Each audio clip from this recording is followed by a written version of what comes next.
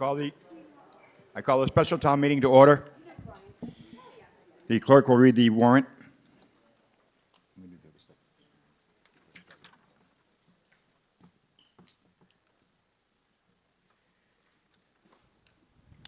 Good evening. Town of Ayer Special Town Meeting Warrant. Commonwealth of Massachusetts, Middlesex County. Greetings. In the name of the Commonwealth of Massachusetts, you are hereby directed to notify and warn the inhabitants of the town of Ayer, qualified to vote in town elections and affairs, to meet at the auditorium in the Ayer Shirley Regional High School, located at 141 Washington Street, Ayer, Massachusetts, on Monday, the 13th day of May, 2019, at 7 o'clock in the evening, then and there to act on the following articles. Hereof, fail not and make due return of this warrant with your doings thereof to the town clerk before the date appointed for said meeting. Given under our hands this 16th day of April AD 2019, Janice L. Livingston, Chair, Christopher R. Hillman, Vice Chair, Scott A. Hood, Clerk, the Ayer Board of Selectmen. As directed in the foregoing warrant, I have this day posted 3 attested copies in 3 public places, one of which was the town hall at least 14 days before said meeting, all as herein directed. Richard Scotchless, Constable, April 19th, 2019. Article 1, prior year bill, to see if the town will transfer from free cash and appropriate the following amount of unpaid bills for fiscal year 2018, as authorized under General Laws, Chapter 44, or take any action thereon or in relation thereto. Mr. Livingston. I move that the town vote to transfer from free cash and appropriate the amount of $6,350 to pay the unpaid bill to SynCon from fiscal year 2018 as read by the moderator. Is there a second? Second. So moved and seconded. Any discussion? Okay, now this is a 9/10 vote, so I do need to have vote counters. Could I ask Mary Spinner? No? Miss Denise? Karen? Ms. Fonfeld? Can you use a counter? Not in a wheelchair, Tommy. Oh, okay. Yeah. Okay. I need 2 other volunteers. Ed? No, not Brendan. No. Ed, yes. Yep. How about taking Penny with you?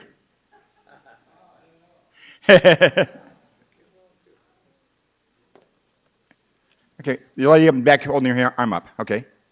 Come on down.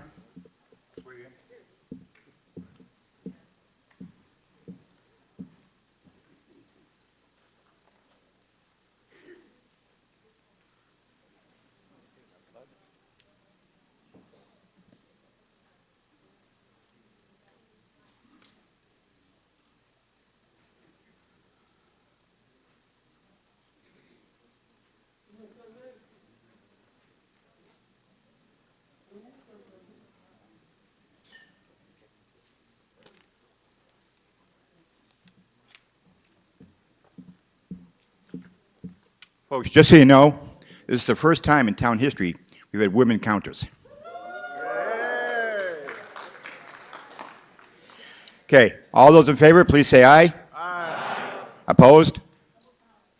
It's unanimous, therefore it is 9/10 vote. I guess we didn't need to count them. Thank you. You're still sworn in for the rest of the meeting, though. And the item is passed. Article is passed.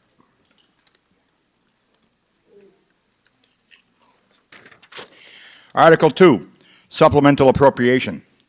To see if the town will transfer from free cash and appropriate the sum of $50,000 as a supplement to the appropriation made by the vote taken under Article 8 of the May 14th, 2018 annual town meeting for solid waste enterprise direct cost, or take any action thereon or in relation thereto.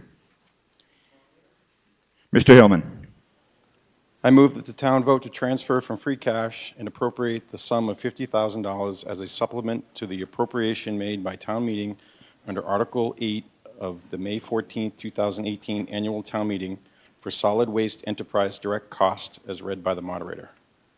Is there a second? Been moved and seconded. All those in favor, please say aye. Aye. Opposed? No. Article passes.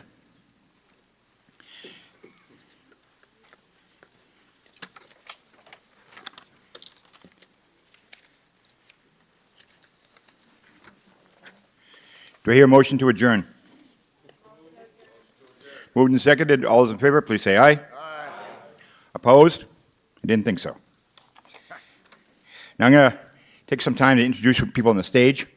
To my right is the Board of Selectmen, Janice Livingston, Chair, Chris Hillman, Vice Chair, and Scott Hood, Clerk. To their right is Robert Pompriand, the Town Manager. To my left is the Town Clerk, Susan Copeland, and to her left is the Finance Commission. Pat Diamond, who is not here tonight, Mark Smith, Terry Harville, Greg Ketchum, Matt Selby. Attorney Mark Rich, our counsel for tonight. I'd also like to thank the police chief for being here.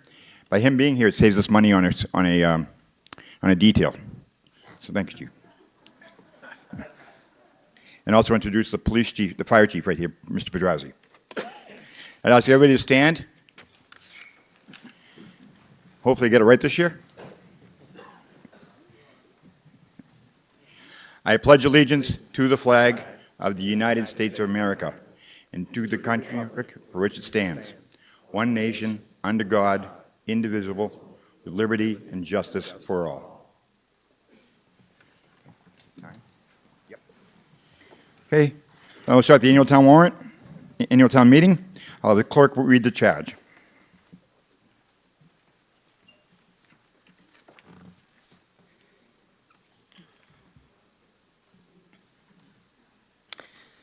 Good evening.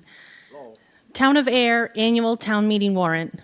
Commonwealth of Massachusetts, Middlesex County. Greetings.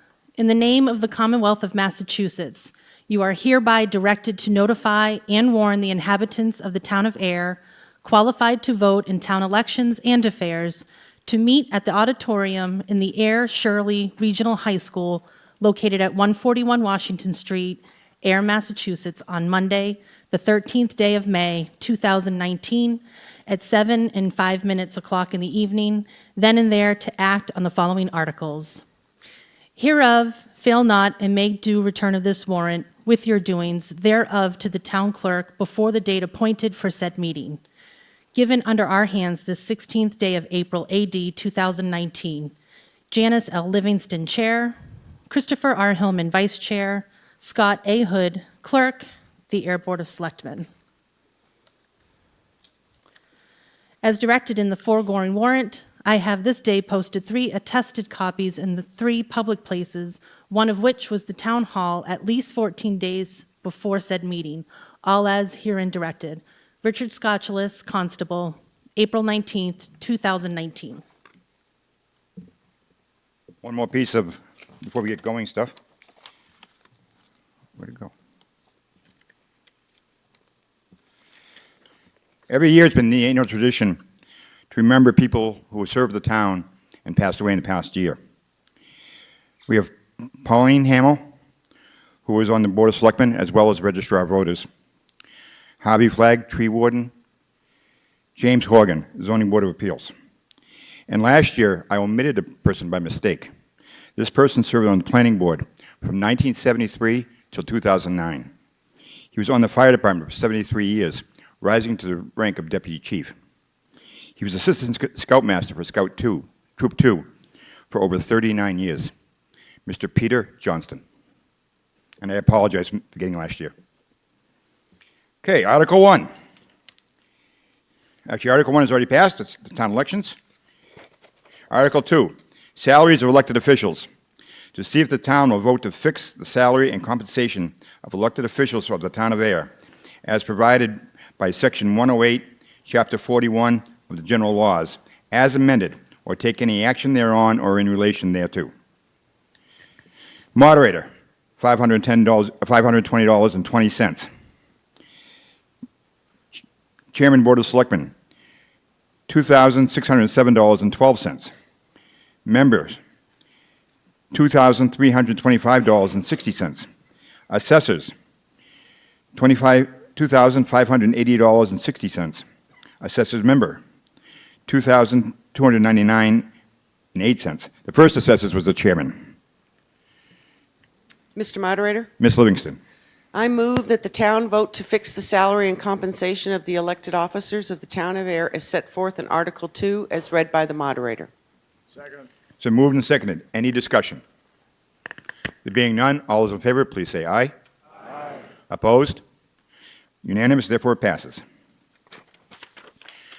Article 3, contract funding, Air Department of Public Works, Union Local Number 1703. To see if the town will vote to raise and appropriate or transfer from available funds a sum of money to fund the first-year cost items of a collective bargaining agreement between the town of Ayer and the Ayer Department of Public Works, Union Local Number 1703, ASME 93, for the period of July 1st, 2019 to June 30th, 2022, or take any action thereon or in relation thereto. Mr. Moderator, Mr. Hillman. I move that the town vote to raise and appropriate the sum of $41,136 to fund the first-year cost items of the collective bargaining agreement between the town of Ayer, the Ayer Department of Public Works, Union Local 1703, AFSCME 93, as set forth in Article 3, as read by the moderator. Been moved and seconded. Any discussion? Mr. Pontbriand.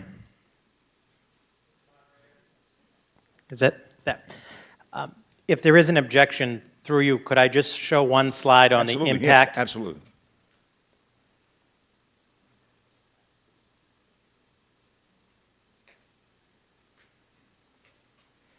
Mr. Moderators, through you to the Assembly. So Article 3 is seeking your authorization for funding of the contract for the Ayer Department of Public Workers.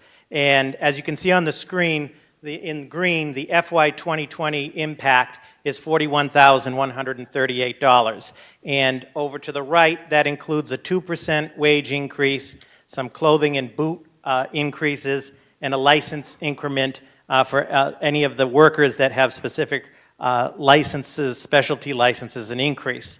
And then for the benefit of town meeting, because it's a 3-year contract, you can see the FY 21 impact is $33,256. FY 2022 is $33,703 for a total cost impact for the 3 years of $108,097. So for the purpose of the article, you're asking town meeting's authorization on the amount in the green. This contract covers 19 DPW employees. It's for 3 years. The detailed contract memorandum of agreement is on the town's website, and the full contract will also be on the town's website as of July 1st. The contract was negotiated by myself, the assistant town manager, the DPW superintendent, and the benefits and payroll manager, and was ratified by the Board of Selectmen. Okay. Any further discussion? Ms. Maxon. Ms. Schultz, I mean. Max and Schultz. Okay. Has there been any work done on this contract concerning the times that the transfer station will be open? Mr. Pontbriand. Mr. Moderator, through you to Ms. Schultz, yes, one of the negotiated terms of the contract per the Board of Selectmen was to, as of July 1st, go back to the non-summer hours that we had before. So that's the first change. Any further discussion? There being none, all those in favor, please say aye. Aye. Opposed? It's unanimous, therefore it passes. The article is passed. Article 4, contract funding, Air International Firefighters Association, local number 2544. To see if the town will vote to raise and appropriate or transfer from available funds a sum of money to fund the first-year cost items of a collective bargaining agreement between the town of Ayer and the Air International Firefighters Association, local number 2544, for the period of July 1st, 2019 through June 30th, 2022, or take any action thereon or in relation thereto. Mr. Moderator, Mr. Hood. I move that the town vote to raise and appropriate the sum of $83,209 to fund the first-year cost items of the collective bargaining agreement between the Town of Ayer, the Ayer International Firefighters Association, Local 2544, as set forth in Article 4, as read by the moderator. So moved and seconded. Any discussion? Mr. Pombriand. Mr. Moderator, through you to the Assembly, similar to show town meeting about this contract, Article 4, the funding for the firefighters. This is a 3-year contract that covers 12 firefighters. It was negotiated by myself, the Assistant Town Manager, and the Fire Chief with the Firefighters Union. Again, in the red, the first-year costs are $83,208. It includes a $10,000 training fund. Our firefighters, not just in Ayer, but across the Commonwealth and the country, are being required to do more and more mandatory training.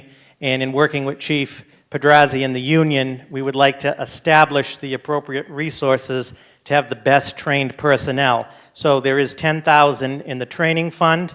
Also this year, you'll see on the right, there are 6 ballistic armor sets that were purchased, firefighters that may have to go into scenarios where there's an active shooter or other dangerous situations involving potential firearms.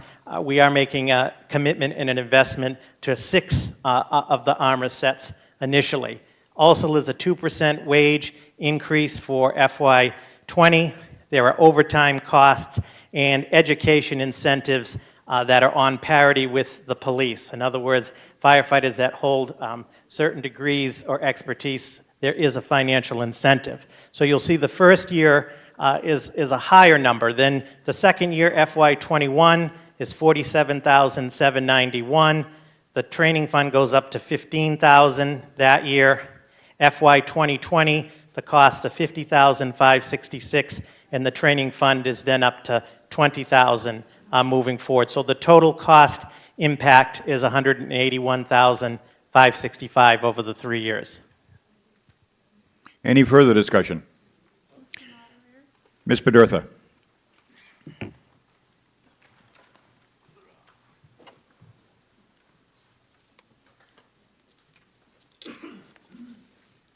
Through you, Mr. Moderator, how much of the money is for overtime? Mr. Pombriand. Mr. Moderator, if you give me one moment. One.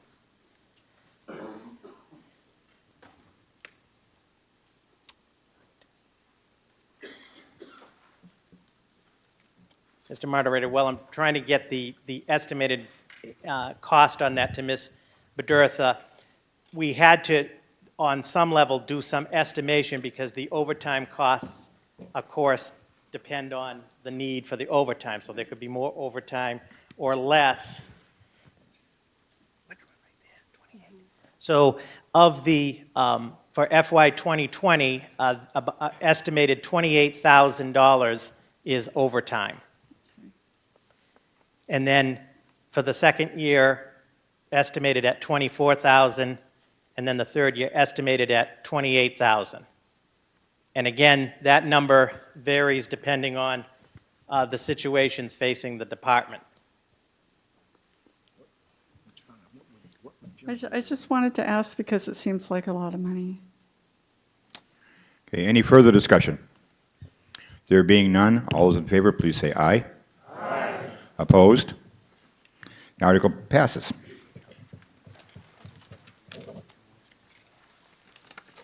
Article 5, contract funding, Air Police Superior Officers, NEPBA, number 32. To see if the town will vote to raise and appropriate or transfer from available funds a sum of money to fund the first-year cost items of a collective bargaining agreement between the town of Ayer and the Air Police Superior Officers, NEBPA, number 32, for the period of July 1st, 2019 through June 30th, 2022, or to take any action thereon or in relation thereto. Ms. Livingston. I move that the town vote to raise and appropriate the sum of $19,605 to fund the first-year cost items of the collective bargaining agreement between the Town of Ayer and the Ayer Police Superiors Officers, NEPBA number 32, is set forth in Article 5 as read by the moderator. Is there a second? So moved and seconded. Any discussion? Mr. Pontbriand. Mr. Moderator, through you, just to close out our contract presentation,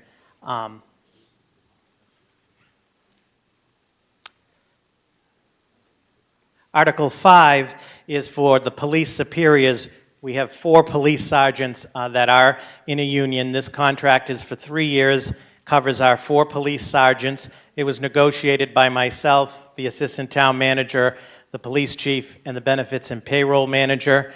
Again, in the blue, you'll see the FY 2020 costs, which are, for tonight's purposes, in the article, $19,605, representing a 2% wage increase. Again, overtime costs, some increases in the clothing allowance and education incentives. The second year, $13,445. Third year, $15,632, for a total cost impact of $48,682 over the life of the contract. Any further discussion?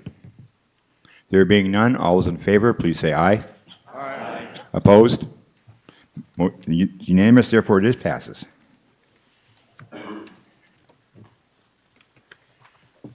The fun one. The omnibus article.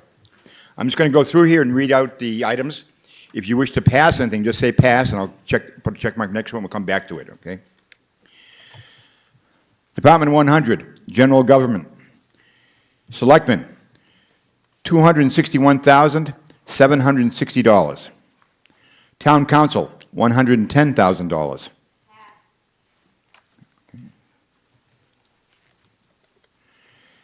Town Clerk, $129,730. Moderator, $530. Parking tickets, $1,500. Public buildings and maintenance and property maintenance. Registrations and elections, $20,946. Postage, $20,000. American Legion, $600. Memorial Day, $1,000. 4th of July celebration, $10,000. Holiday lights, $10,000. Teenage Anxiety Depression Solutions, TADS, 0. Personnel Board, 0. Town Accountant, $207,317. Benefits and Payroll, $77,138. Computer Support, Financial Systems, $48,713. Assessors, $186,778. Treasurer and Tax Collector, $176,984. Health and Life Insurance, $1,774,672. General Insurance, $212,837. Unemployment Compensation, $5,600. County Retirement Assessment, $1,687,582. Notes and Bonds Principal, $1,105,909. Interest, $249,294. Tax title, $15,000. FICARE, Medicare, $122,500. Finance Committee, $500. Reserve Fund, $150,000. Total for the General Government Department, $6,020,824. Public Safety. Police Department, $2,881,381. Region Dispatch, $57,841. Fire Department, $1,846,103. Building Department, $107,537. Emergency management, $22,605. Animal control officer, dog officer, $14,799. Animal barn inspector, $2,600. Tree warden, $44,901. Total for the public safety, $4,977,767. Public Works, $1,275,100. Snow and ice removal, $320,000. Public Works street lighting, $40,000. Care of graves, $3,750. Total for the department, $1,638,850. Department 400, Department 500, Human Services. Council on Aging, $175,715. Board of Health, $2,375. Neshoba Associated Boards of Health, $29,449. Parks Department, $159,151. Ayer Shirley Youth Baseball, Ayer Shirley Youth Football and Cheerleading, rather, $4,000. Little League, $4,000. Veterans Agent, $19,893. Veterans Benefits, $140,000. Library, $607,369. Disabilities Commission, $500. Total for the department, $1,142,452. Department 600, Management Support. Conservation Commission, $61,219. Economic and Community Development, $39,180. Town Planner, $85,540. Historic Commission, $750. Montechusett Regional Planning Commission, $2,501. Sorry, $2,511.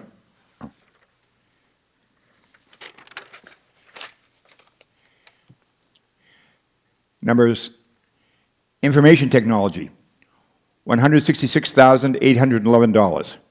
Management Support, $66,083. That's one before it. Sorry about that. Total for the budgets is $15,127,722. Now we'll go back to the ones passed over. First one was Town Council at $110,000.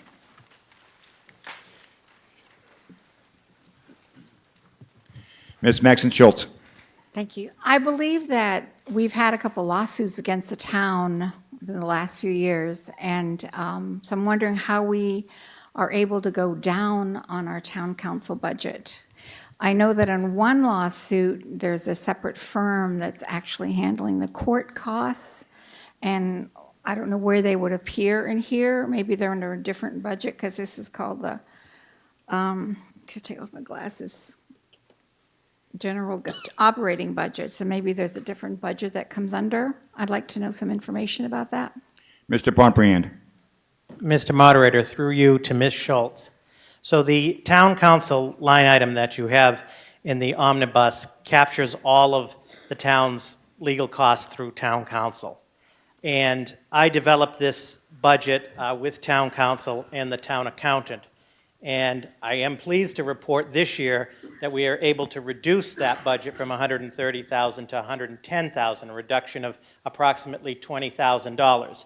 We came to be able to do that reduction because of the resolution of various ongoing legal matters, as well as the spending trend for the last 12 to 18 months has been on the downside. So accordingly, we want to adjust accordingly, and therefore we're very confident that $110,000 will meet the town's needs in FY 2020 in terms of all of our legal matters. Now, as town meeting can appreciate through the moderator, that in the society that we live in, anything is possible. There have been years that this body's familiar with, this budget has been higher. There have been years that I've had to come for reserve fund transfers. But I think that we're in a solid position with this department, and I'm pleased that we're able to reduce it down to $110,000. Through the moderator, to your second question, Ms. Schultz, I'm not sure specifically which legal matter you're speaking to, but all of the legal costs are within this line item. They're not elsewhere in the budget. Well, there's a litigation going on now, which I probably shouldn't be discussed. I don't know if it should be or not, but the name, the lawyers, the law firm that's litigating is not, it doesn't have Copeland and Page or KP Law on the head, on the title page. So are they paying this other firm to do the negotiations, do the litigation? Mr. Moderator. Mr. Pombriand. Through you to Ms. Schultz, respectfully, I'm not sure which you're speaking to, because all of our cases, all of our legal matters are handled by KP Law and are captured within this budget. If I gave you the name of the law firm, would that?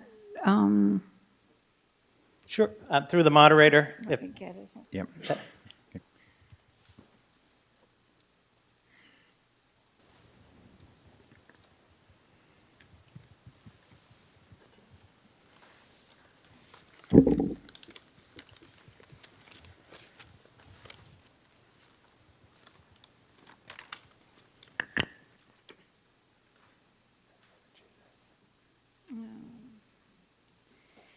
Pierce Davis and Peperatano LLP. Mr. Moderator. Mr. Pombriand. Through you to Ms. Schultz, that's an insurance firm that's handling the costs through an insurance firm, but not through the town's budget. That's, so often, through the moderator, often if there are certain events that happen, accidents, other legal matters that involve insurance companies, insurance counsels may get involved. Okay, so this isn't included in our budget anyplace else under insurance or Correct. anything else It's like not that? included in this line item or in the budget. They're not the town's costs. Okay, It's being thank handled you. through insurance. All right, thank you. Okay. Any further discussion on that one? Okay, we'll go to the next one. Tax title, $15,000. Mr. Bedurtha.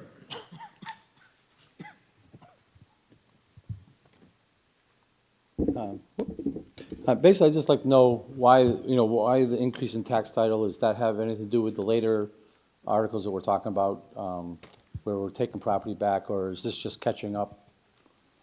It's not really clear to me in the description. It looks like it might have gotten cut off. Mr. Pombriand. Mr. Moderator, through you to Mr. Bedurtha's question on the tax title line. The increase is to allow the treasurer and tax collector adequate coverage for the cost to perform tax titles. Tax title had fallen behind some, and Ms. Tierney, our new treasurer tax collector, has had a very aggressive, proactive approach towards tax title in getting the monies that are owed to the town. And any costs that are applied against that she receives are applied against these costs. So in essence, though we're spending the money upfront through the tax title process, it would reimburse those funds. As a last case scenario, if we're not able to recoup those funds, then we get into the whole foreclosure on the property. So it does represent an increase, but it represents a proactive commitment to get up to speed on tax title. Okay, and my understanding is over the years that, yes, that we had kind of fallen, no, I don't want to say fallen behind, but there's so much going on that this wasn't high on the list. So this is fixing that problem. We were kind of backlogged a little bit. Correct. Okay, thank you very much. Any further discussion on this line item? Okay, we'll go to the next one. Next one was Tree warden, $44,901.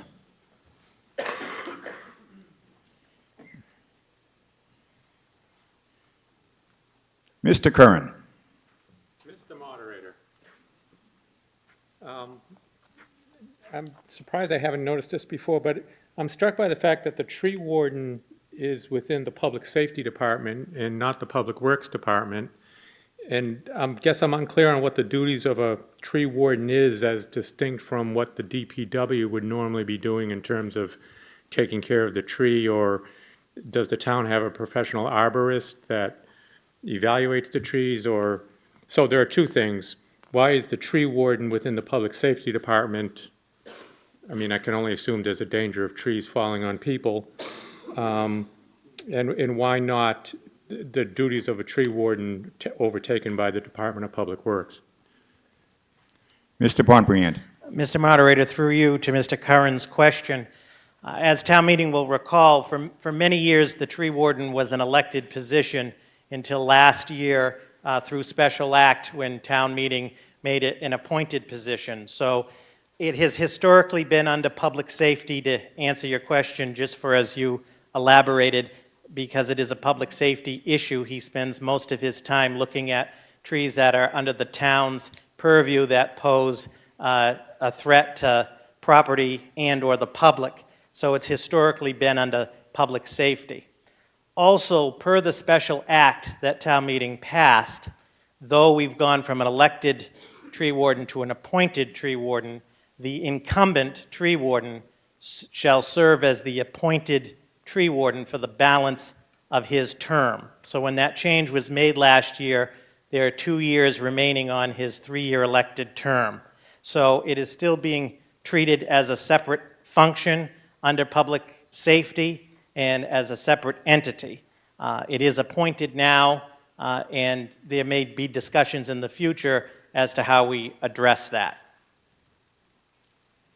Any further discussion on this article? No? Okay, we'll move on.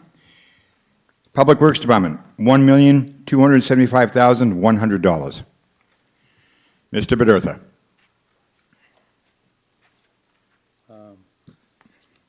So, yeah, my understanding is that like 70,000 of this is basically increased in like storm drains, storm water control, things like that.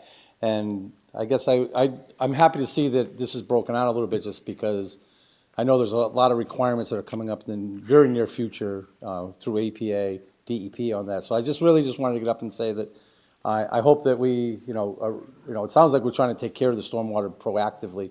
And I just wanted to, show support that that's a good thing, because I've been involved with a few other communities in the state who have done absolutely nothing. And there's going to be a big hit later. So I'd just like to say that I'm happy the DPW is doing this. Thank you. Any further discussion? Okay. And that's it. Do we hear a motion? Mr. Hillman.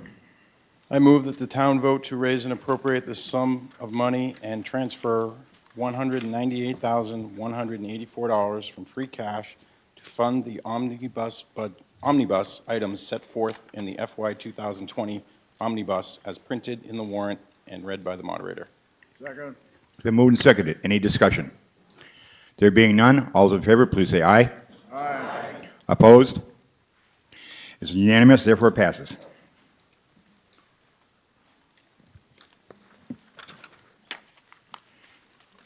Article 7, fiscal year 2020, Ayer Shirley Regional School District Assessment.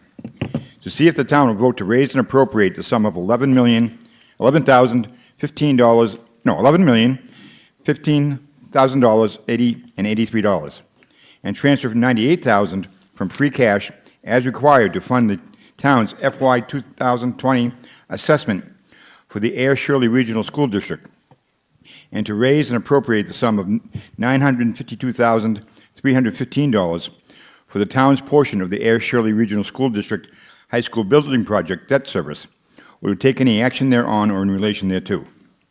Mr. Moderator, Mr. Hood.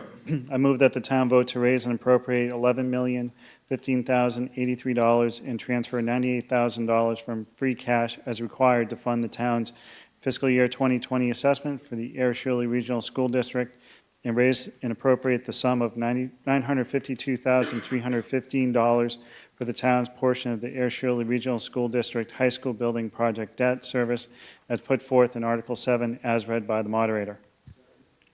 So moved and seconded. Any discussion? There being none, all those in favor, please say aye. Aye. Opposed? It's unanimous, therefore passes. Article 8, fiscal year 2020, Neshoba Valley Technical Vocational School Assessment. To see if the town will vote to raise and appropriate the sum of $764,256 required to fund the FY 2020 assessment for the Neshoba Valley Regional Technical High School, or to take any action thereon or in relation thereto. Mr. Moderator, Ms. Livingston. I move that the town vote to raise and appropriate $764,256 required to fund the FY 2020 assessment for the Neshoba Valley Regional Technical High School as set forth in Article 8 and read by the moderator. Second. It's been moved and seconded. Any discussion? Yes, ma'am.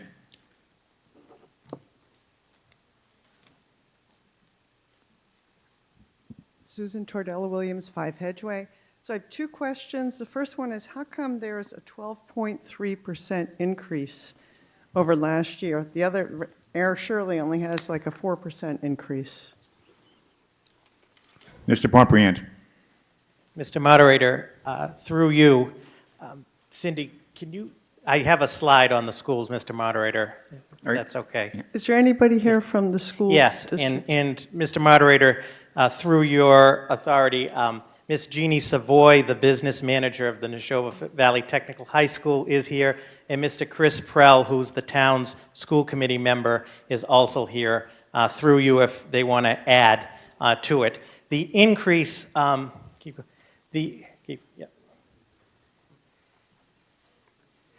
back. So the question, as you'll see, the Neshoba Valley Regional Technical School assessment on the top, there's an increase of $83,711 for this year, which is a 12.3% increase. And below the Ayer Shirley Regional School District, there was an increase of $419,092, representing a 3.92% increase. The assessment for the Neshoba Valley Regional Technical High School did have a little bit of had a spike this year at the 12%, due to the fact that Ayer is sending more students to the school. So as you send more students, the assessment goes up. So we have seen a bump from Ayer to them. All right, the next question is, they have 4 or 6 tennis courts at the high school at Neshoba Tech that are kept under lock and key. These are public courts and supported by our tax dollars, and I would like to know how come that is and how come it's not easier to access this public facility. Yes. You can come up to the mic, please. Come up to the mic. Yeah. As a member of the, an official of the school, she's a technical town employee, so she gets to talk. Town official, I should say. Well, we do have the tennis courts locked. Until recently, we had no tennis team. The last 2 years, we're now beginning our team, and the students obviously have priority on the courts, and we've been using them quite frequently. We don't have our own police department at Neshoba, so if people, if you have a town, we have your police department watching your property. Our courts are owned by all our 8 towns, and it's easy for you to call. If you call, you'll get access to the Google calendar, and you can put your time on if you'd like to have a time on the tennis court. It's not that easy, first of all, to get the combination. And second of all, you're in Westford. Why can't you call the Westford cops if there's a problem? Well, the Westford cops patrol our area, but they're not primarily watching the Neshoba Valley Technical High School. Obviously, they're watching the town programs. It's actually, it's not. It is not. He's actually stated correctly. Okay. Okay. Yep. Thank you. Any further discussion? There being none, all those in favor, please say aye. Aye. Opposed? None. Article is passed. It's unanimous. Neshoba Valley Technical Vocational MSBA roof project. To see if the town will approve the $3,704,616 borrowing authorized by the Neshoba Valley Technical High School District for the purpose of paying cost for the replacement of roofs, windows, and doors at the Neshoba Valley Technical High School, 100 Littleton Road, Westford, Mass. 01886, including the payment of all costs incidental or related thereto, the project, which proposed repair project would materially extend the useful life of the school and preserve an asset that otherwise is capable of supporting the required educational program for which the district may be eligible for a school construction grant from the Massachusetts School Building Authority. Said amount to be expended at the direction of the school committee. The MSBCA's grant program is a non-entitlement discretionary program based on need as determined by the MSBA. And any project cost the district incurs in excess of any grant approved by and received from the MSBA shall be the sole responsibility of the district and its member municipalities.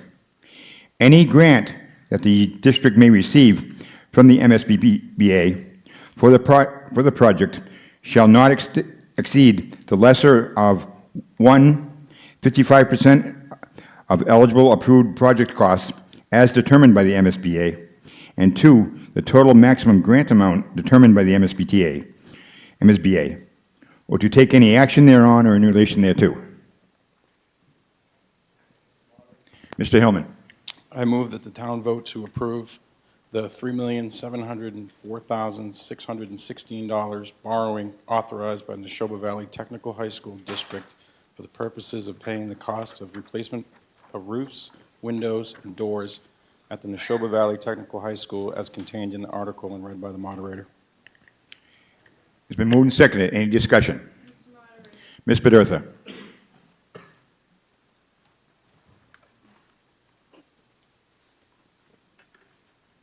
Mr. Moderator, are we the only school that is paying this bill? Are any other towns paying this bill? Mr. Pompriant.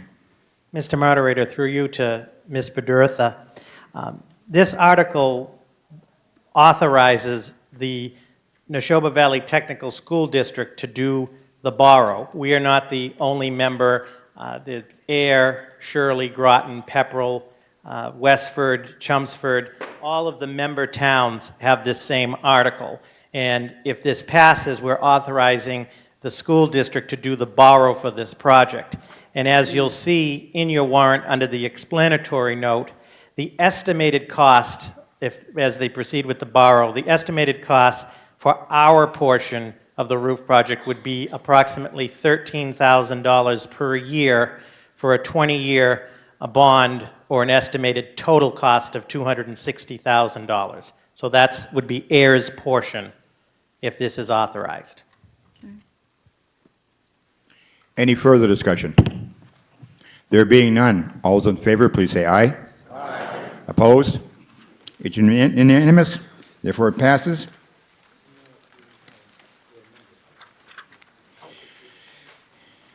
Enterprise fund articles. To see if the town will vote to raise and appropriate or transfer from available funds the following funds to operate the solid waste department. Direct costs of $435,550, of which $296,842 is to come from solid waste revenue. $22,915 is to come from solid waste retained earnings, and $115,793 to come from the tax levy, and indirect costs of $113,802 to come from the tax levy, or take any action thereon or in relation thereto. Mr. Moderator, Mr. Hood. I move that the town vote to appropriate $435,550 for direct costs, of which $296,842 is to come from the solid waste revenue, $22,915 from solid waste retained earnings, and $115,793 from the tax levy, and to appropriate $113,802 for indirect costs and to come from the tax levy to operate the solid waste department as contained in the article and read by the moderator. It's been moved and seconded. Any discussion? There being none, all those in favor, please say aye. Aye. Opposed? It's unanimous, therefore passes.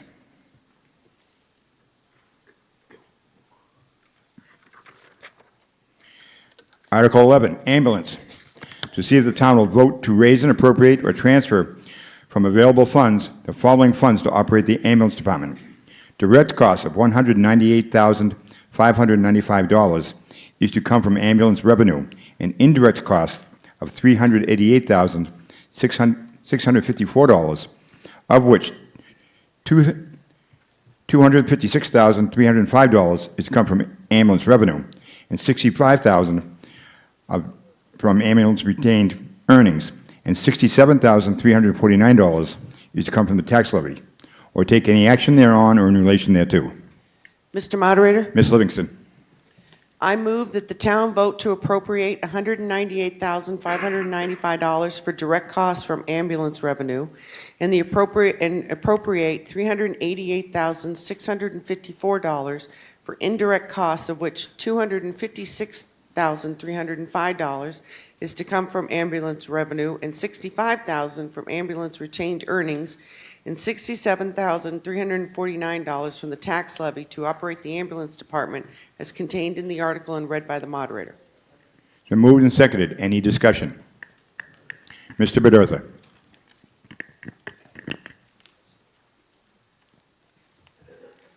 I probably could ask this question about all of them, but basically, when the $67,349 that comes from tax levy, that's additional funds that the ambulance services get and above and beyond, because there's a revolving account, right, that money comes in, money goes out for the ambulance. This is an additional cost that we're giving to the ambulance service. Is that correct?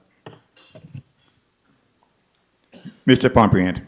Mr. Moderator, through you to Mr. Bedurtha.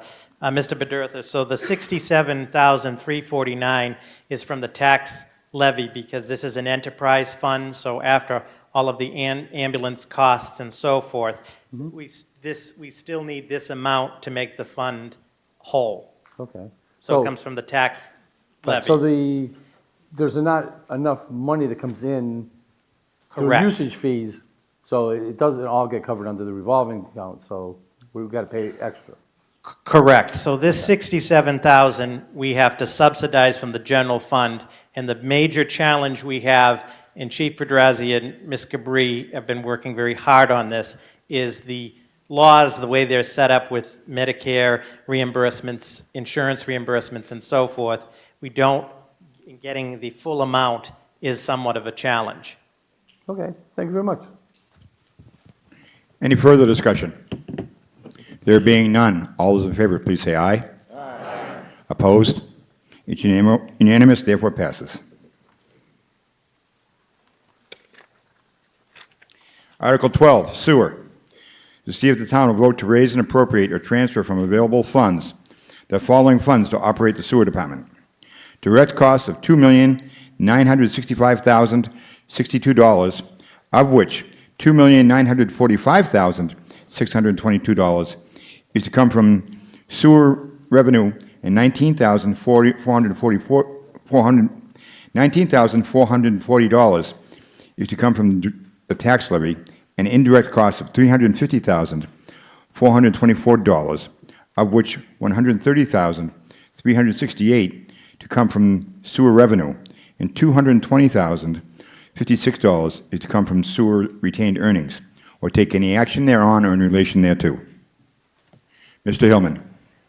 Mr. Moderator, I move that the town vote to appropriate $2,965,062 for direct costs, of which $2,945,622 is to come from the sewer revenue, and $19,440 is to come from the tax levy, and indirect costs of $350,424, of which $130,368 is to come from the sewer revenue, and $220,056 is to come from the sewer retained earnings to operate the sewer department as contained in the article and read by the moderator.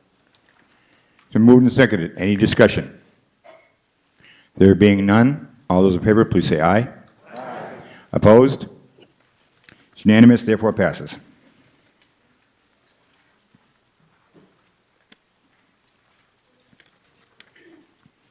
Article 13, Water. To see if the town will vote to raise and appropriate or transfer from available funds the following funds to operate the water department. Direct cost of $2,143,334 to come from water revenue, and indirect cost of $279,466 to come from water revenue, or take any action thereon or in relation thereto. Mr. Moderator, Mr. Hood.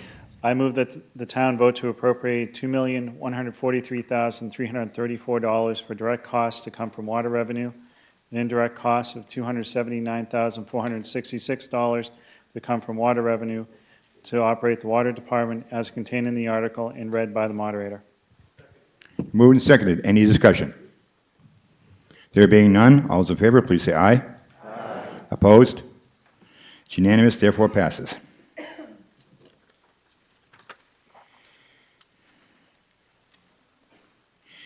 To see if the town will vote to amend the general bylaws, Article 55, revolving funds, by inserting the following new rows into the table contained therein, establishing a new revolving fund entitled Senior Activities Fund, Senior Store Fund, and Recycling Fund, specifying the departmental receipts to be credited to each fund. The department proposes or programs for which each fund may be expended, and the entity authorized to expend such fund as follows. I'm going to say as written in the warrant, or take any action thereon in relation thereto. Ms. Livingston. I move that the town vote to establish the FY 2020 spending limits as set forth in the article and further amend the general bylaws, Article LV. 55. Thank you very much. Revolving funds by establishing the new revolving funds entitled Senior Activities Fund, Senior Store Fund, and Recycling Fund, specifying the departmental receipts to be credited to each fund, the departmental purposes or programs for which each fund may be expended, and the entity authorized to expend each fund as contained in the article and read by the moderator. Do I hear a second? Second. It's been moved and seconded. Any discussion? Ms. Bedertha.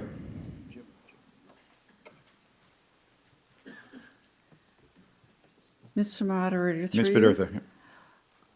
What is this money being used for, and why is the DPW inspection fees fund $100,000?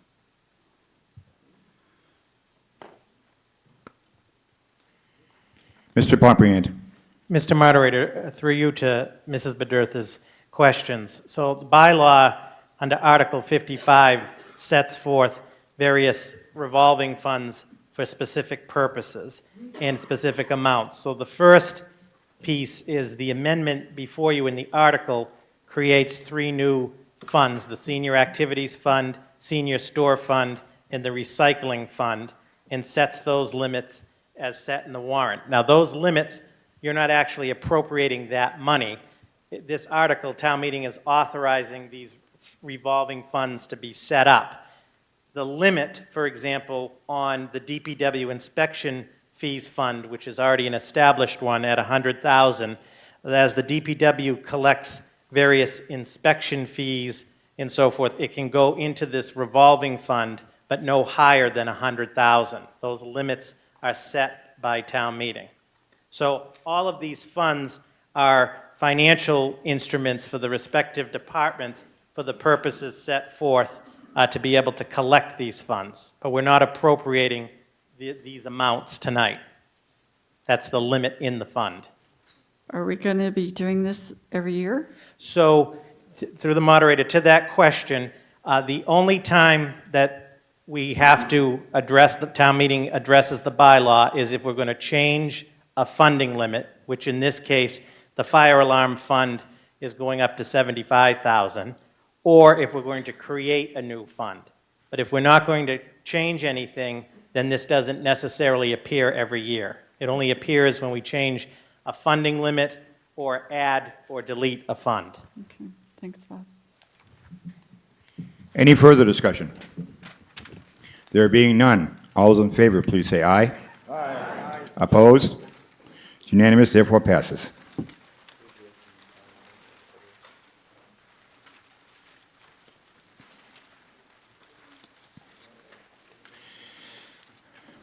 Article 15, borrow article. Capital budget request. To see if the town will vote to authorize the treasurer, with the approval of the Board of Selectmen, to borrow the sums set out in the warrant and hereby listed for the purpose of funding the following equipment, services, and public works projects as contained in the capital budget. After each sum hereafter to be voted on separately, provided that any premium received by the town upon the sale of such bonds or notes approved by this vote, less such any premium, less any such premium is applied to the payment of the cost of issuance of such bonds or notes, may be applied to the payment of costs approved hereunder in accordance with General Laws, Chapter 44, subsection 20, therefore reducing by a like amount the amount authorized to be borrowed to pay such costs or to take any action thereon or in relation thereto. Mr. Hillman. I move that the town vote to authorize borrowing of the total sum of $980,425 for the purpose of funding the equipment, services, and projects as contained in the article and read by the moderator. It's been moved and seconded. Any discussion? Actually, I have to put each one on the individually, okay? Number one, facilities. Town Hall HVAC replacement, $90,000. Mr. Bedertha. Thank you. I know time seems to fly by, but I know we replaced this not too long ago. Can somebody just tell me when the last time is we replaced it? It probably just went by really fast. It doesn't seem like that long. Mr. Moderator. Mr. Pomprian. Through you to Mr. Bedertha. Mr. Bedertha, time does fly. It is the original system in Town Hall since the renovation. It's almost 20 years old, and several of the components have failed, and our facilities director, Mr. Schultz, has done a noble job keeping it together, but with the support of town meeting, not only will we have a brand-new state-of-the-art system, but we will also experience improved energy efficiencies. That's great. Yeah, I thought it might have been longer than I thought, so. All right, thank you very much. Okay, now these are two-thirds articles. We might need the counters. We'll find out in a minute. Any further discussion on the HVAC replacement? There being none, all is in favor? Oh, yes. Was it really 20 years ago? Yes. So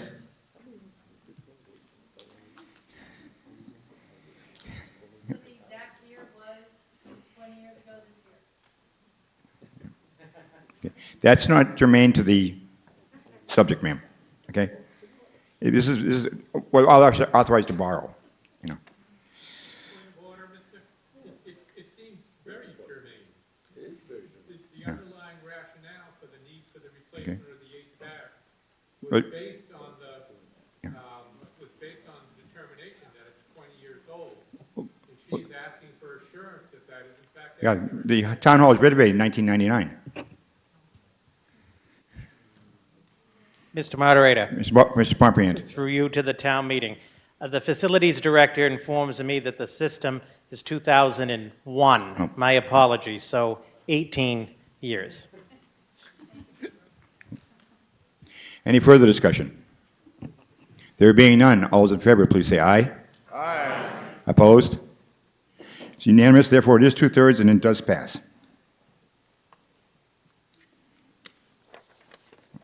Number DPW Administration. Main Street and Columbia Street Design Engineering Phase 1, $250,000. Any discussion? Ms. Maxon Schultz. Mr. Moderator, I'm just curious as to what type of design they're thinking about. Columbia Street and Main Street, anyway, I'm just curious. Mr. Wenzel, Superintendent of Public Works. Mr. Moderator, to town meeting. Do we have a couple slides there? Next one, please.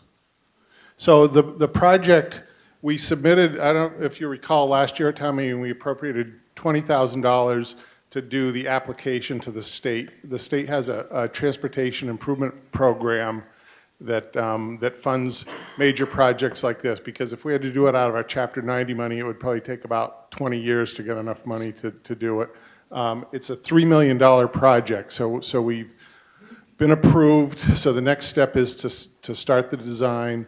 So the town's responsibilities are to complete the design, and then everything else gets paid for by the state under the Transportation Improvement Program, which is a mix of federal and state funds. So the next slide, please. So this is just a concept.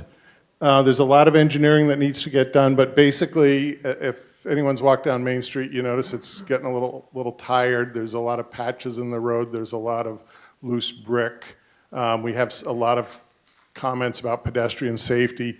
So this is just a concept showing how we can redo that, make the sidewalks a little bit wider, have a little bit more traffic calming and some pedestrian safety improvements. This will be a very public process. The first phase will be looking at these concepts in more detail after we've done the survey and located the utilities.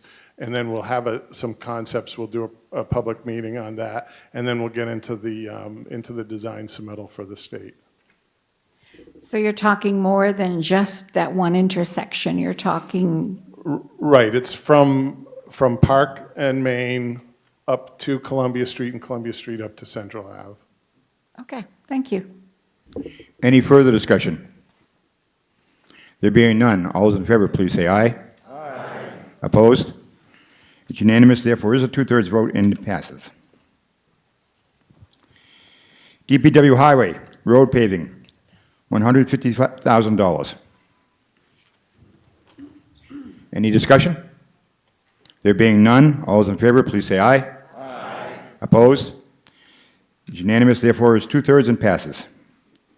Water Enterprise, Groton Shirley Road, Water Main Loop Engineering, $50,000. Any discussion?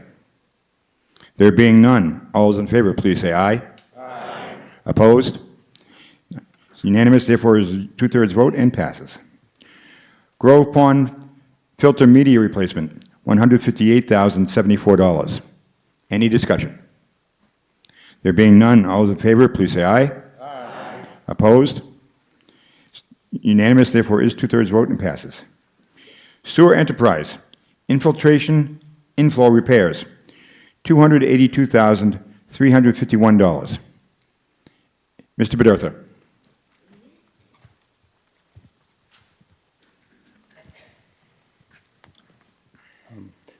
Infiltration, is that into our sewer system? The stormwater that is now getting, some of it into the sewer system, so we're processing that water?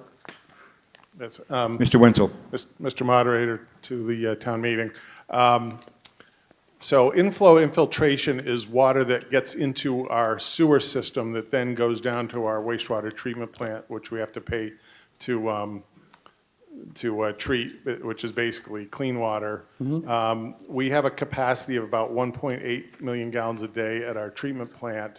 When we have wet weather, and lately the weather's been pretty wet, we end up being over that amount, which is a violation of our permit. Mm-hmm. So we divert our excess flow to the Devon's treatment plant, which then costs us even more money to treat.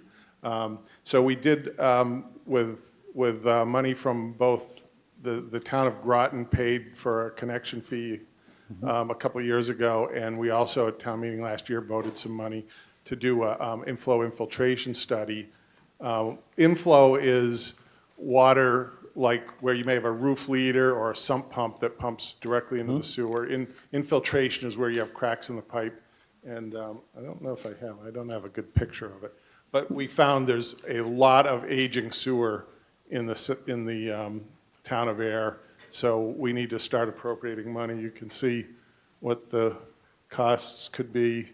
We're looking at a total rehab cost of almost $6 million to really fix all of the Well, problems. And I appreciate that, I mean, I was involved in the stormwater fund for many years, and I appreciate that it's happening. I didn't realize that we're still having issues with infiltration from stormwater into the Yeah. sewer system. Is that because It's the not pipes so are much, running? we're not seeing so much the stormwater inflowing in. What we're seeing is cracks in the pipe where the groundwater gets in. Groundwater. So, we have a lot of TV inspections and pictures of water just squirting into our pipes. We have the original sewer system in the town was put in the mid-1940s, and it was a clay pipe. So the clay pipe tends to shift and crack, and then we start getting water leaking into it.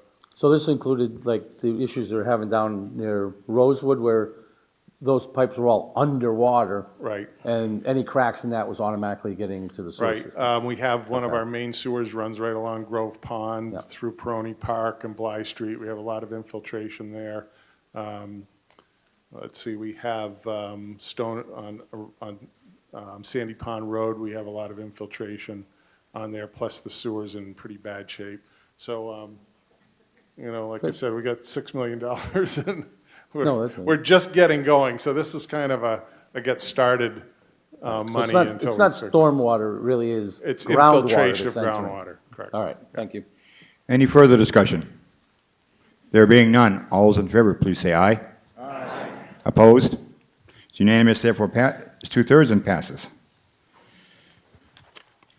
Article 16. Now, I know in your warrants it says 2/3 majority. This is no longer a borrow article, so it's only a simple majority now. Okay. Article 16, authorization for capital exclusion for the fire department engine number 2 replacement. To see if the town will vote to appropriate the sum of $650,000 to purchase and equip a fire engine to replace existing engine number 2, including any incidental and related costs and expenses, and to meet this appropriation to authorize the treasurer with the approval of the Board of Selectmen. Mr. Pontbriand.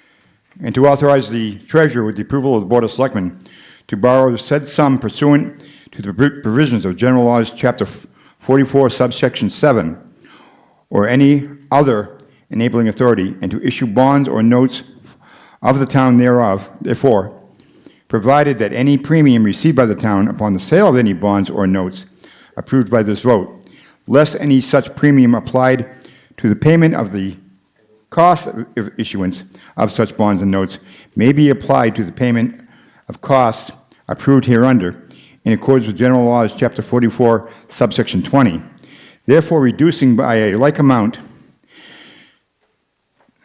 the amount authorized to be borrowed to pay such costs, provided that any borrowing or expenditure hereunder shall be contingent upon the passage of a capital exclusion ballot question pursuant to the provisions of Mass General Laws, Chapter 59, subsection 21C, or said funds to be expended under the direction of the Board of Selectmen, or take any action thereon or in relation thereto. Mr. Moderator? Mr. Hood. I move that the town vote to raise and appropriate $650,000 to purchase and equip the fire engine to replace existing fire engine number 2. So moved and seconded. Any discussion? Ms. Bedertha.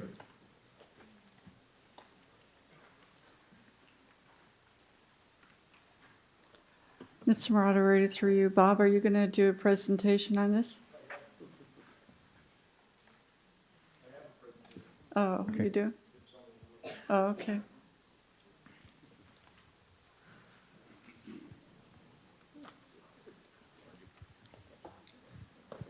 So the engine that we're replacing is the one that's up on the screen there. That's when it was brand new. It's 19 years old, and it's been the first out piece for the last 19 years on any emergency. If you could go to the next slide. I would like to thank the townspeople for voting in the affirmative for the capital exclusion for this purchase. So it's a reliability issue. We had some issues this year. We have 2 of these trucks that do the same thing. This one and the other one is a 1993. They were both out of service for a period of time this summer. We had to borrow a reserve engine from the town of Shirley. We looked at rehabbing this truck similar to what we did with the other engines, and the company came out and looked it over. And when they start talking about replacing the frame rails, it's time to bite the bullet and purchase a new truck. The other issue with that is if it did go out to rehab, we would lose it for 6 to 10 months, and we would be running the 1993 truck as a first out piece for that period of time. So, I guess you go to the next slide. And those are the figures on the debt exclusion of cost. Is there any specific questions I could answer? Okay. Thank you, Bob. You're welcome. Any further discussion? Yes, ma'am. Could you please come to the microphone, ma'am? And state your name. Linda Garant, 38 Cambridge. Pardon me.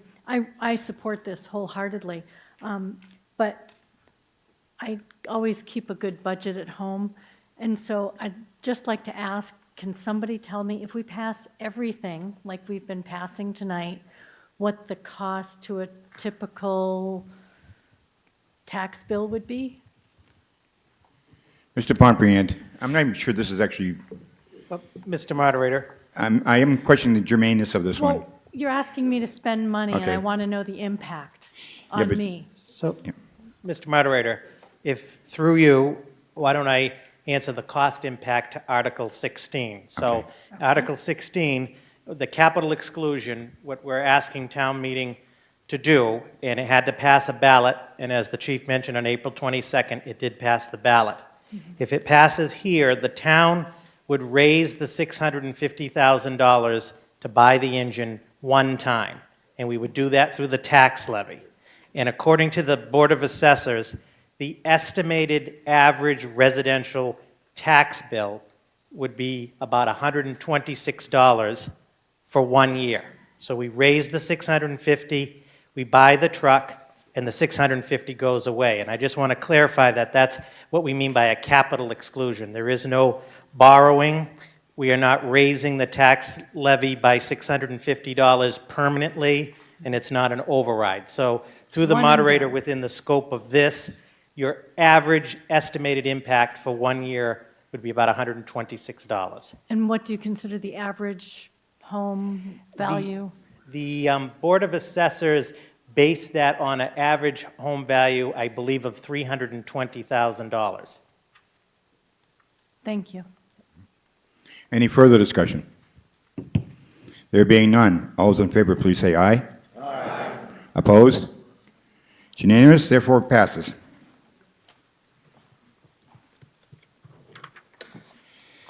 Transfer articles. Article 17. To see if the town will vote to transfer from capital stabilization the following sums hereby listed for the purpose of funding the following equipment, services, and public works projects as contained in the capital budget. Each sum hereafter to be voted on separately or take any action thereon or in relation thereto. And these are all two-thirds votes. Mr. Moderator, Ms. Livingston? I move that the town vote to transfer $288,000 from capital stabilization for the purposes of funding the equipment, services, and projects contained in the article and read by the moderator. Second. It's been moved and seconded. Any, read them off one at a time. First one is facilities. Town Hall Access Control, Phase 2, $40,000. Any discussion? There being none, all those in favor, please say aye. Aye. Opposed? It's unanimous, therefore it's two-thirds and passes. Information technology, replace, upgrade Windows 7's computers to Windows 10, $60,000. Any discussion? There being none, all those in favor, please say aye. Aye. All those opposed, please say nay. It's unanimous, therefore passes. Fire Department, extractor washer, gear dryer, $18,000. Any discussion? There being none, all those in favor, please say aye. Aye. Opposed? It's unanimous, therefore passes. Therefore, it's 2/3 and passes. Parks Department, East Side Perimeter Path, Peroni Park, $35,000. Any discussion? There being none, all those in favor, please say aye. Aye. Opposed? It's unanimous, therefore it's 2/3 and passes. Sandy Pond Beach Irrigation System, $20,000. Mr. Bedertha.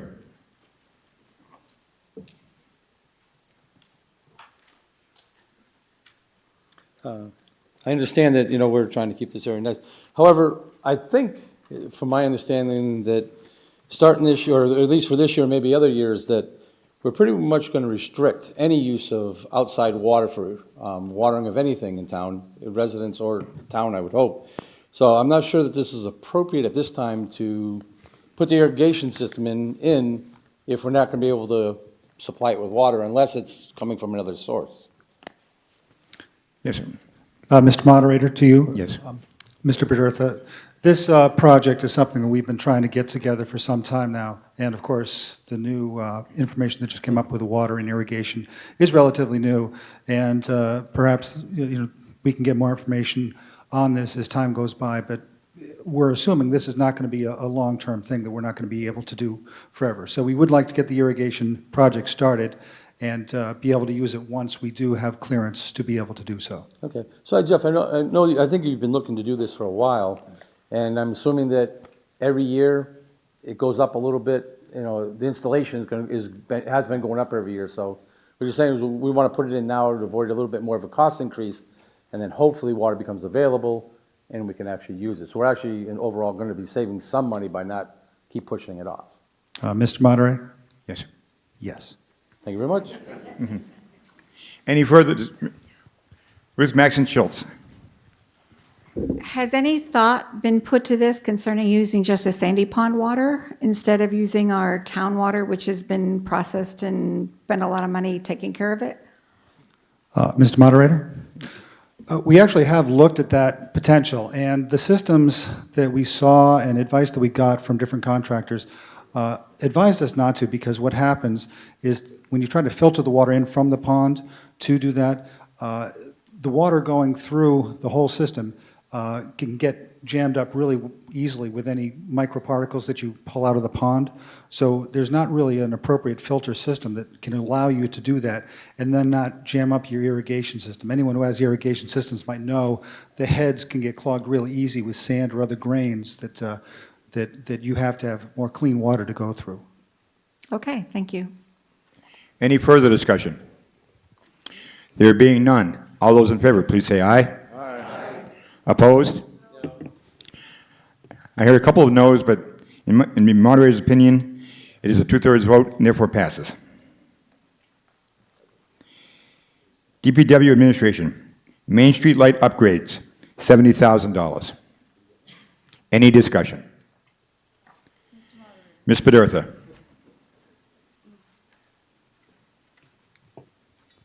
Mr. Moderator, through you, how many times are we going to do upgrading for the Main Street lights? Isn't this their second or third time? Mr. Pombriand. Mr. Moderator, through you, at Superintendent Wetzel. Mr. Moderator, to town meeting. We did an upgrade about, I want to say 4 years ago, and it basically wasn't an upgrade. It was to replace lights that had fallen down over the years that no one had ever bothered replacing. We did 12 lights. And since then, the DPW, out of our operating budget, we've replaced some light fixtures, some light globes. But as you can see, here on Main Street, we have a light that's missing now. We have another one in front of Town Hall. What's happened is they were put in the mid-'80s because of salt and water. All the bases of the older lights get corroded. And we have, next slide, please. So we have about half of the old lights have been replaced, and we have 6 that are in danger of falling over. So, so that's what we're going to tackle first. The 70,000 is the estimate based on my budget, but what we'll do is put it out to bid, and if we can do all of the 20, we see there's 24 that need replacing, we'll just do as many as we can. We're estimating we can do about 8 or 10 out of that budget. So my second question is then, are they all going to look the same, or are we going to Yes. have a mismatch? Now, we match the older lights. Okay. So we have some enhancements to them. We're putting a better light in. You notice when you walk down, some are really yellow and kind of dark. We put new banner arms on so that they can put the downtown banners up, better flagpole holders, so they're enhanced. We're also going to be looking at adding the dimming controls on those lights also. So one more question for you would be, once you take all this money, 70,000, would that complete the whole project? Probably not. It'll probably do a third to a half of the lights. So why didn't you ask for the whole thing to get it Just done? when we went to the capital budget committee and started talking about the different projects, that's how we decided to do it, is do it in phases. Well, I think it would have been easier just to do it all in one shot than you'd have it done.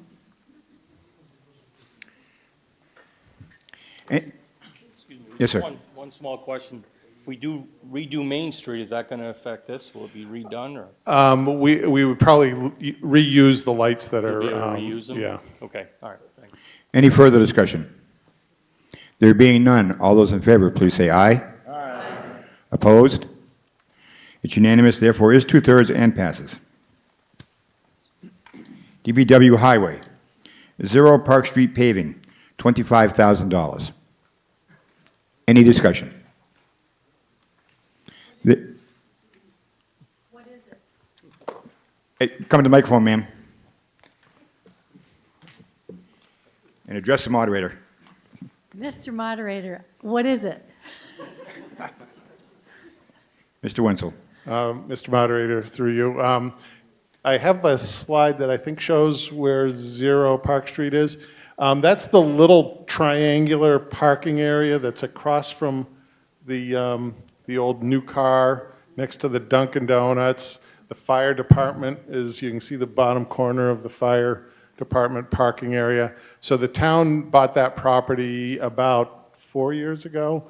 And it's just, you can see from the picture, you can see potholes and things like that. So we just want to maintain that so that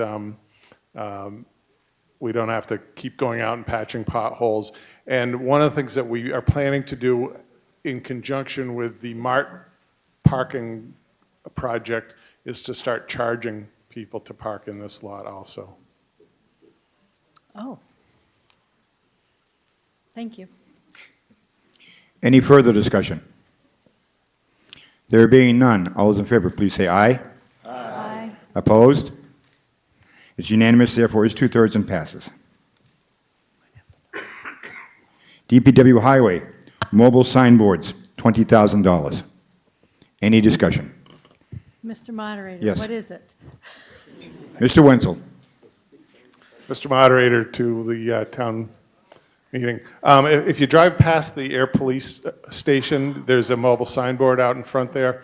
And we use that for some of our road projects, and the police department does. But a lot of times we have events where we need to have 2 signs. So for instance, if you're having a 4th of July parade on Main Street, you want to have a sign at one end of Main Street and a sign on the other.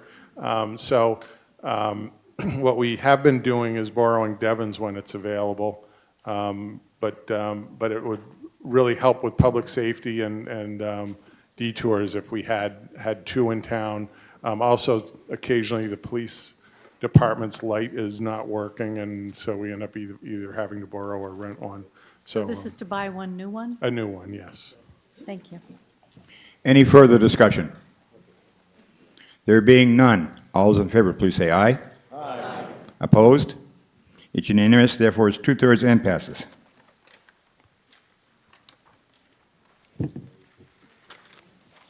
Article 18, capital budget reauthorization. To see if the town will vote to transfer the unexpected funds authorized to be borrowed by the town of Ayer by the vote taken Article 13 of the May 14, 2018 annual town meeting for automated HVAC system for police station in the amount of $45,950, which funds are no longer needed to pay cost of such project, to pay the cost of a town-wide HVAC controls, or take any action thereon or in relation thereto. Mr. Hillman. I move that the town vote to transfer the unexpended funds of $45,950 as authorized to be borrowed by the vote taken under Article 13 of the May 14th, 2018 annual town meeting for automated HVAC system for the police station, to pay the cost of the town-wide HVAC controls as contained in the article and read by the moderator. Second. It's been moved and seconded. Any discussion? There being none, all those in favor, please say aye. Aye. Opposed? It's unanimous, therefore it's 2/3 and passes.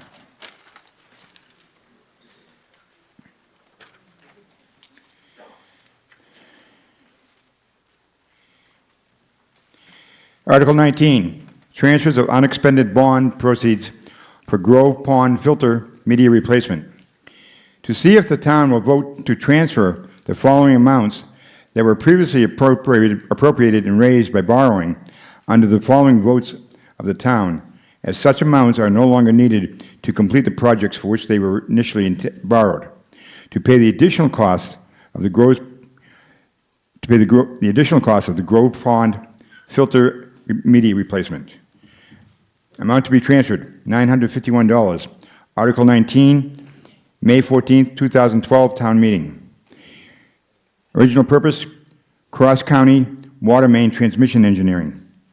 $24,629, Article 18 of the May 13th, 2013 town meeting. Spec pond filter valve replacement. $42,565, Article 20 of the May 9th, 2016 town meeting. Wright Road water main loop, or take any action thereon or in relation thereto. Mr. Moderator. Mr. Hood.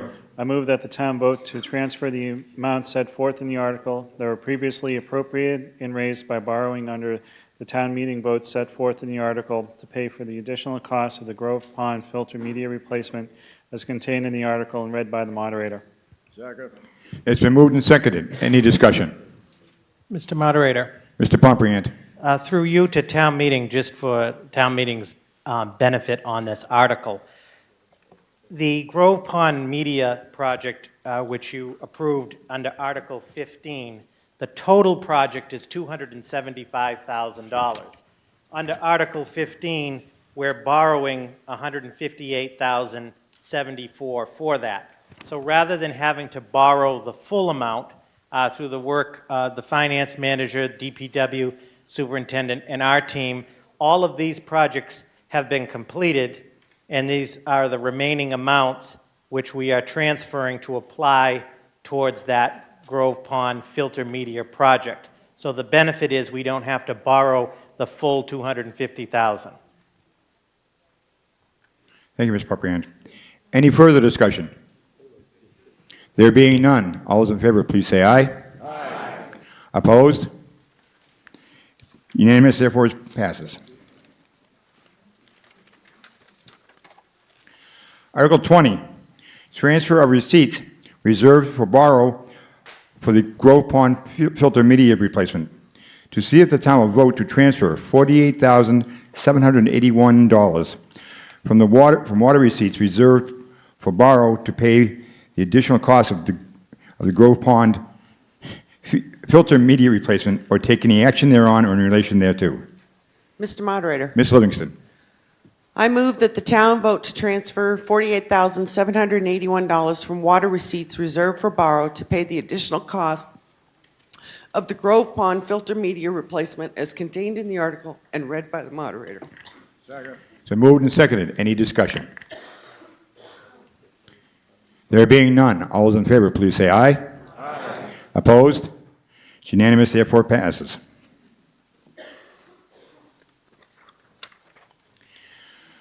Article 21, transfer unexpended bond proceeds for sewer infiltration inflow repairs. To see if the town will vote to transfer the following amount that was previously appropriated and raised by borrowing under the following votes of the town, as such amount is no longer needed to complete the project for which it was initially borrowed, to pay the additional costs of the sewer infiltration and inflow repairs. Amount to be transferred, $2,020. Article 2, June 8th, 2015, special town meeting. Stony Brook Pump Station replacement, or take any action thereon or in relation thereto. Mr. Moderator, Mr. Hillman. I move that the town vote to transfer $2,020 that was previously appropriated by Article 2 of the June 8th, 2015 town meeting to pay the additional costs of the sewer infiltration inflow repairs as read by the moderator. So moved and seconded. Any discussion? There being none, all those in favor, please say aye. Aye. Opposed? It's unanimous, therefore passes. Article 22, transfer of receipts reserved for borrow for sewer infiltration inflow repairs. To see if the town will vote to transfer $65,629 from sewer receipts reserved for borrow to pay the additional cost of the sewer infiltration inflow repairs, or take any action thereon or in relation thereto. Mr. Moderator. Mr. Hood. I move that the town vote to transfer $65,629 from sewer receipts reserved for borrow to pay the additional cost of the sewer infiltration inflow repairs as contained in the article read by the moderator. So moved and seconded. Any discussion? There being none. Oh. Ms. Maxon Schultz. Mr. Moderator, I had a question, so that the, so what we voted in Article 15, the sewer enterprise, so those funds that we just voted in Article 21 and this one will be added to that, so the total cost on that sewer infiltration, inflow repairs on 15, that's increased by both of those articles? Yes, it is. Okay, just want to check. Thank you. Any further discussion? There being none, all those in favor, please say aye. Aye. Opposed? It's unanimous, therefore passes.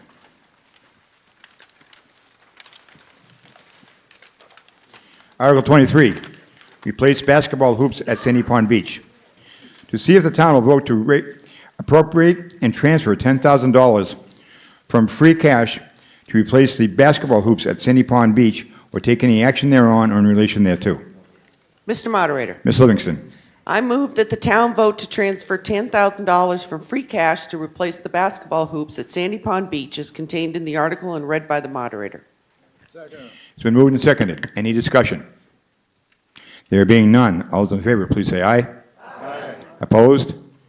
It's unanimous, therefore passes. UDAG replenishments.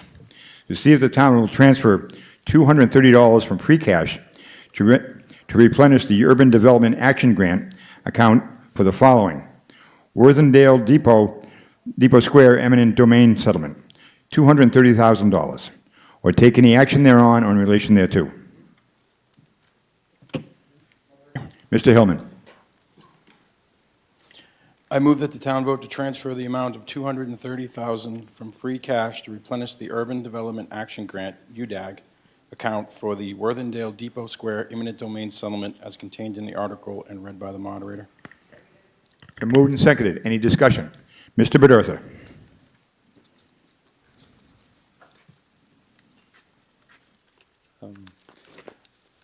I guess I'd say just, I understand why that we need to replace UDAG and all that.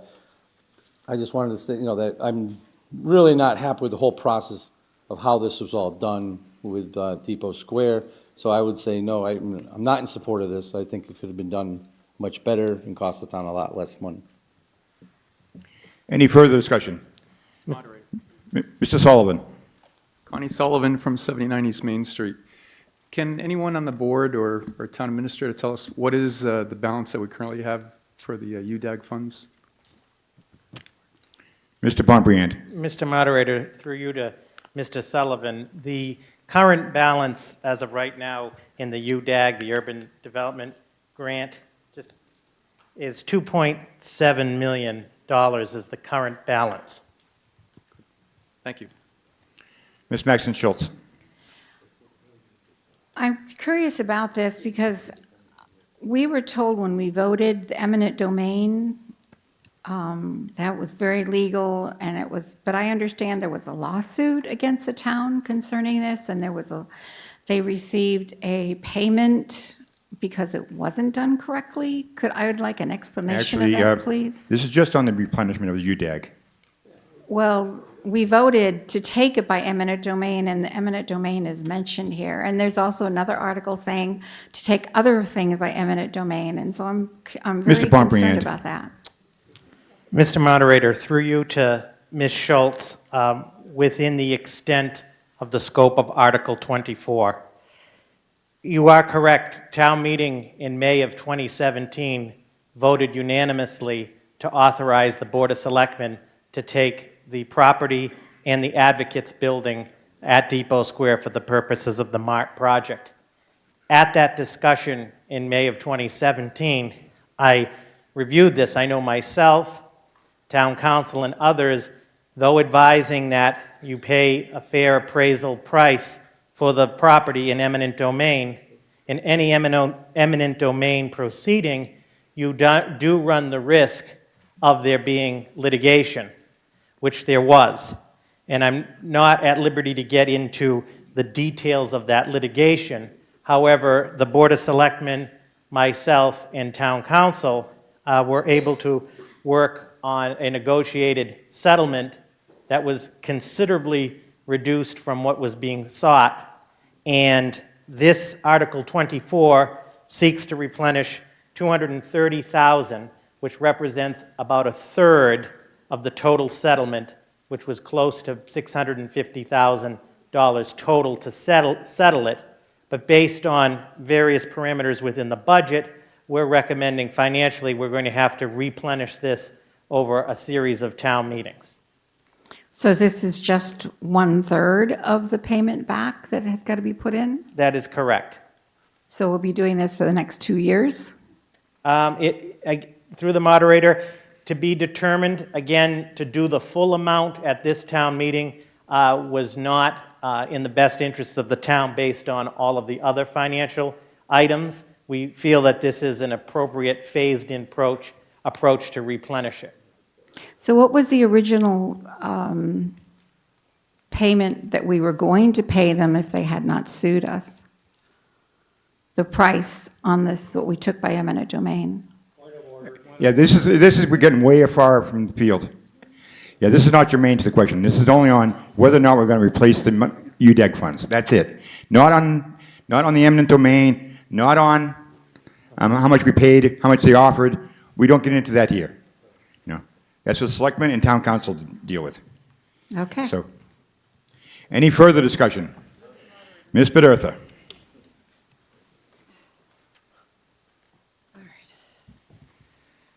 Mr. Moderator, so we have 2 more thirds to pay for this. Why can't we use half that from UDAG funds than to have to replenish UDAG funds? Because that money is still coming out of our pocket. Mr. Moderator. Mr. Pombriand. Through you to Ms. Bedertha, the Board of Selectmen, the UDAG, the Urban Development Action Grant, the UDAG is under the purview of the Board of Selectmen, and the Board of Selectmen can vote by majority of vote to use it. It is unrestricted. The vote was for approximately $650,000 to settle it. So they took the $650,000 from the UDAG because the settlement, also time is of the essence, and it was in between town meetings and so forth. So the UDAG funds were used to settle the case, the settlement issue. Now we have to replenish that 650,000. We can't, in looking at it, to do all 650,000 tonight would have to come from either free cash, stabilization, or so forth. We don't have the capacity to do the full amount tonight. So what we're proposing at this time is to do this first payment of replenishment, which is a third, and then at a future town meeting, ideally do another third, and then a final third. Now, if financial situation in the subsequent fiscal year is more favorable than what it is now, we would, of course, look at replenishing more than installments of thirds. Okay. My comment on this is if I had known when we voted for this and there was that much risk of being sued, I would have never voted for it. And You're getting aside again. okay, You're but getting- we're coming down the track for more eminent domains, and No, I, that's not on the, it's not on the Okay. warrant right now, okay? All right, but All we're I'm- talking about is replacing I'm just UDAG not replenishment. happy about it. Any further discussion?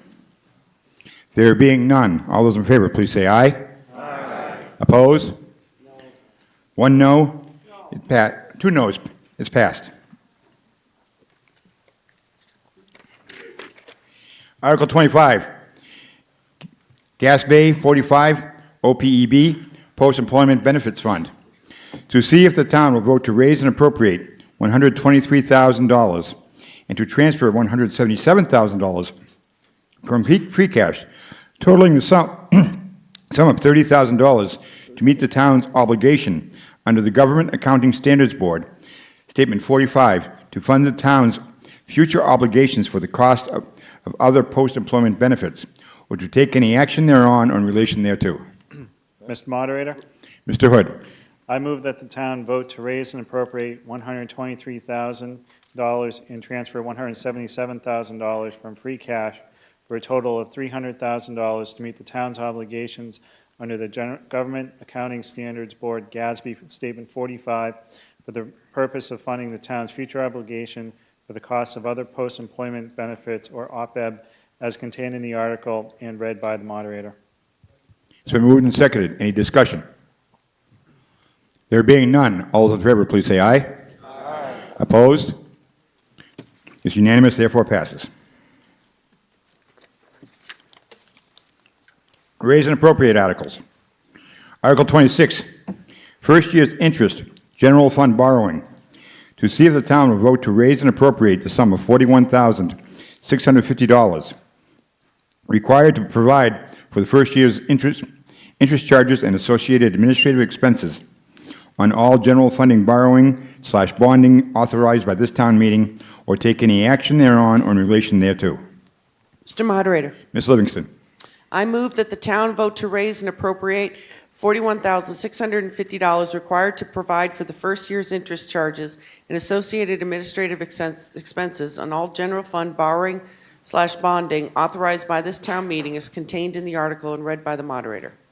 It's been moved and seconded. Any discussion? There being none, all those in favor, please say aye. Aye. Opposed? It's unanimous, therefore passes.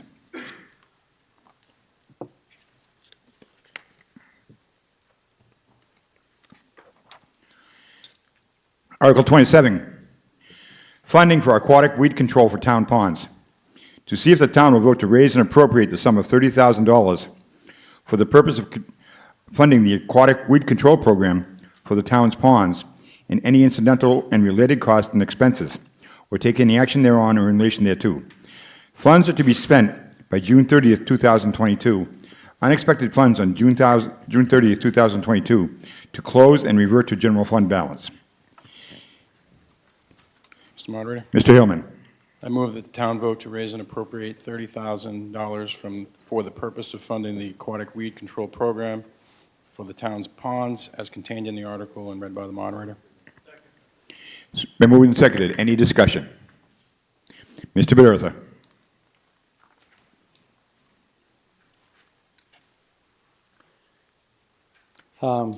haven't been on the Conservation Commission for many years, and going through this funding every year for quite a few, I would propose that, we do not allocate this money unless the town and the Conservation Commission is committed to making sure that the owners that sit on at least one of these ponds, or all of the ponds, are restricted from fertilizing into the pond, which is causing a lot of these problems.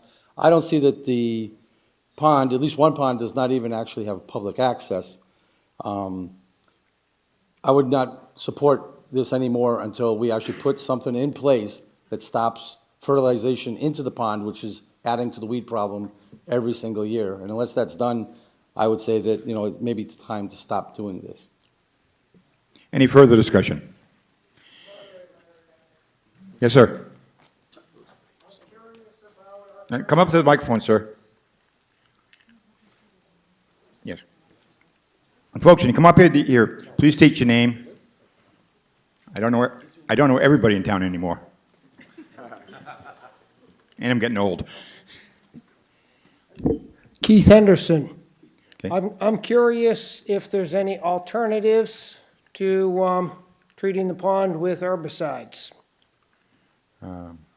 I did see something that there was a study done in 2016 by a consulting group for the town. Something about waterways. I don't know. Anybody from the Conservation Commission here? No. Here we go.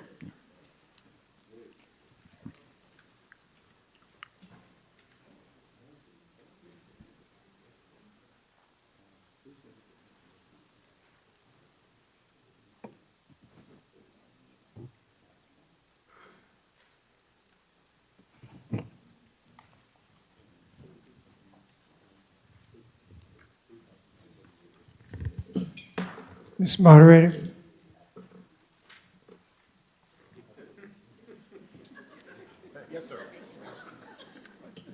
Yes, sir. George Bacon, Conservation Commission. There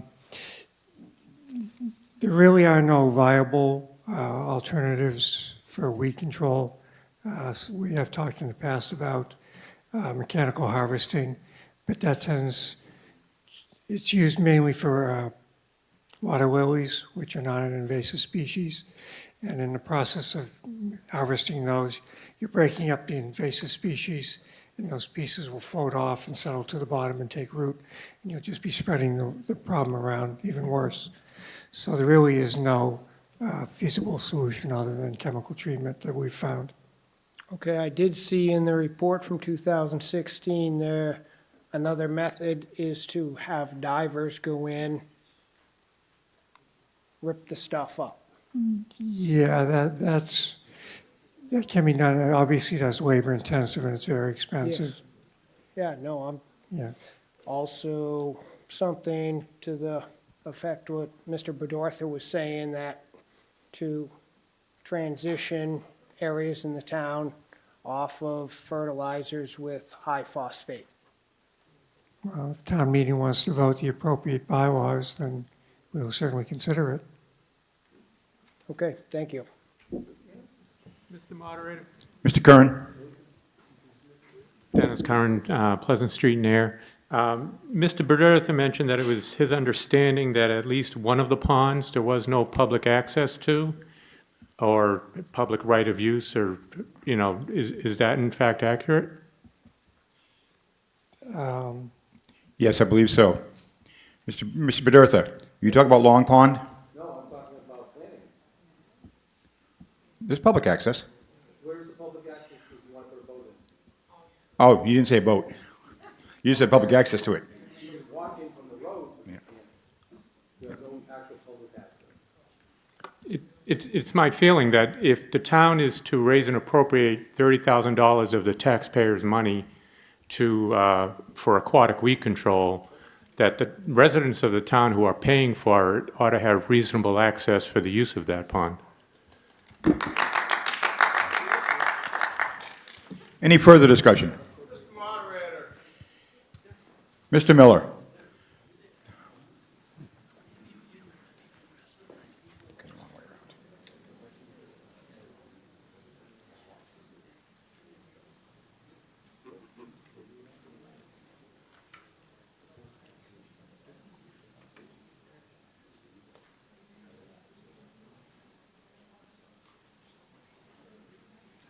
I feel like this is deja vu all over again.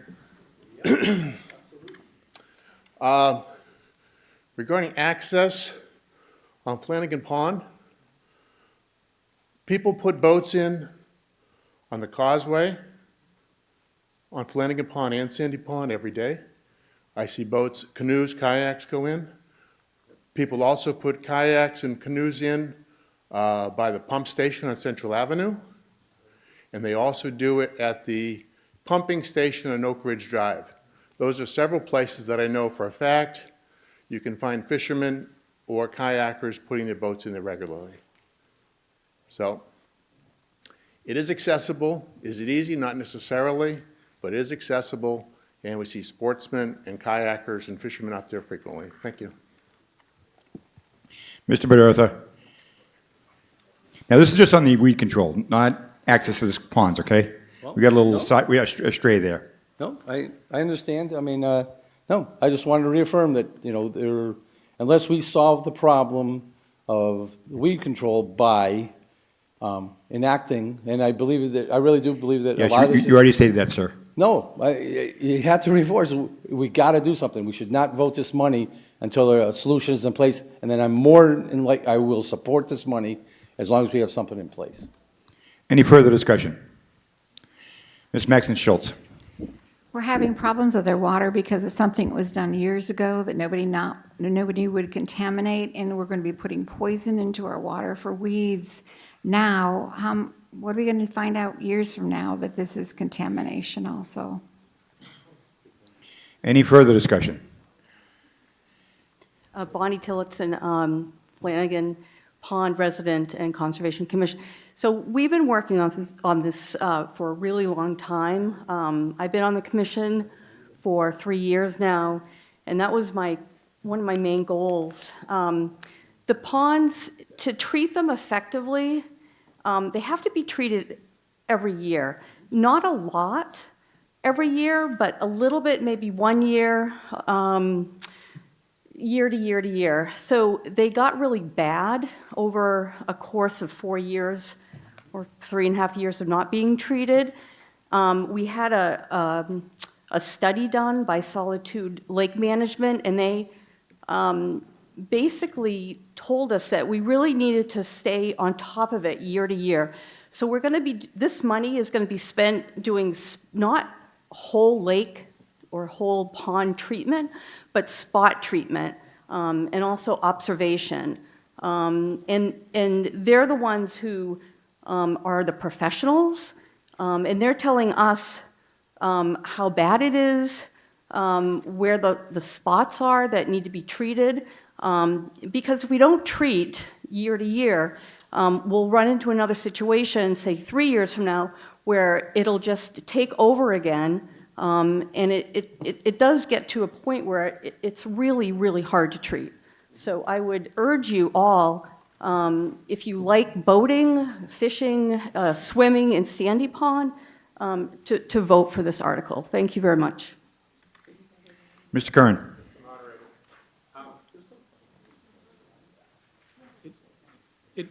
I mean, it may be the case that we're putting the cart before the horse. That is, and as I think it was Mr. Miller or Mr. Bedurtha mentioned, that it's not easy to access, but it's possible, or it's not convenient, but it can be done if you're a dedicated person who really needs to get onto the pond.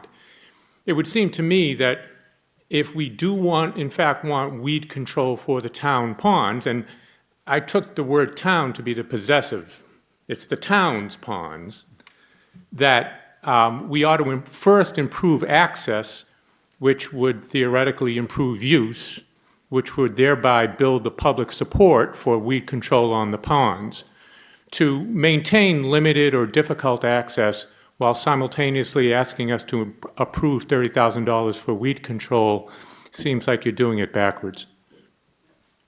Any further discussion? There being none, all those in favor, please say aye. Aye. Opposed? No. In the opinion of the moderator, it is a majority vote, and the article passes.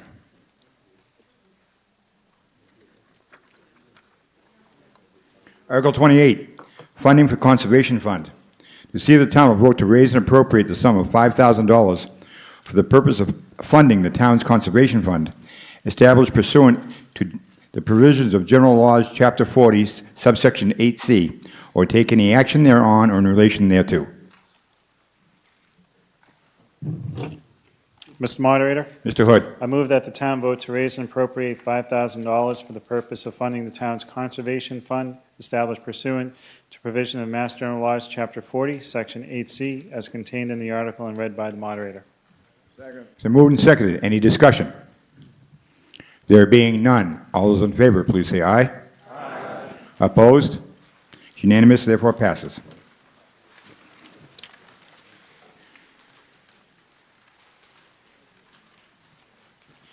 Funding of projects and programs from the host community agreement between the Town of Ayer and Central Ave Compassionate Care, Inc.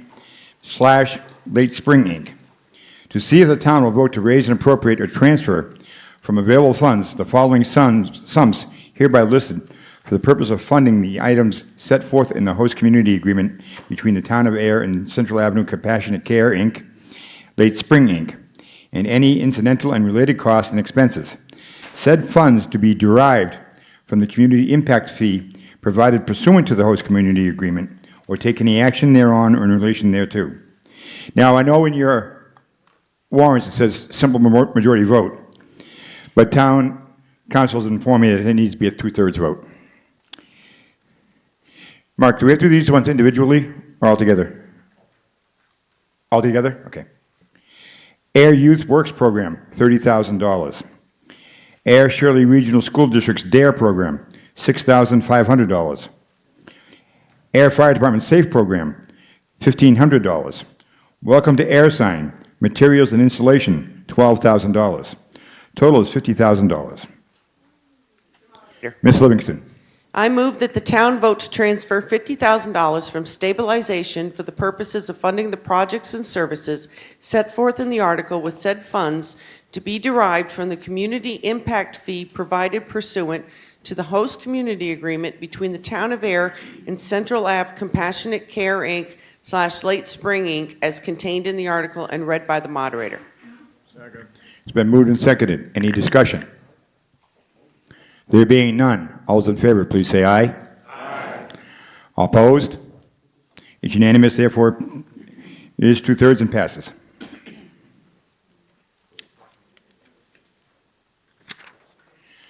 Article 30, Stabilization Fund.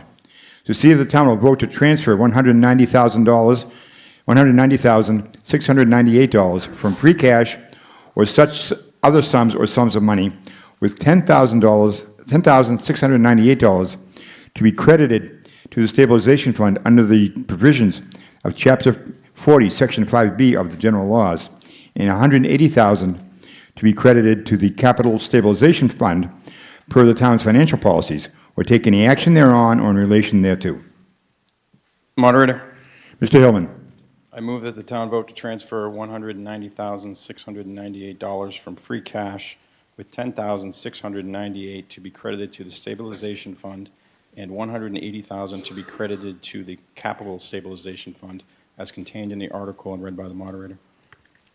It's been moved and seconded. Any discussion? Mr. Sullivan. Could someone tell town meeting what the balances are in the stabilization fund and the capital stabilization fund? Mr. Moderator. Mr. Pombriand. Through you to Mr. Sullivan's question. In stabilization, 2.5 million. In capital stabilization, 1.9 million. Congratulations to our Board of Selectmen and the Finance Committee for that. They well earned it. Any discussion? There being none, all those in favor, please say aye. Aye. Opposed? It's unanimous, therefore passes.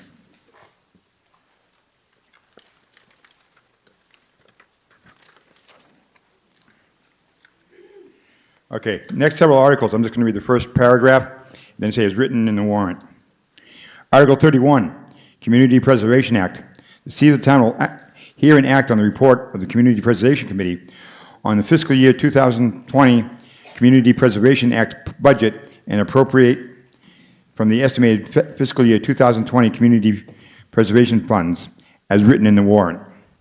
Mr. Moderator, Mr. Hood. I move that the town vote to appropriate the estimated fiscal year 2020 community preservation funds as contained in the article, and read by the moderator and approved by the Community Preservation Committee. So moved and seconded. Any discussion? Mr. Bedertha.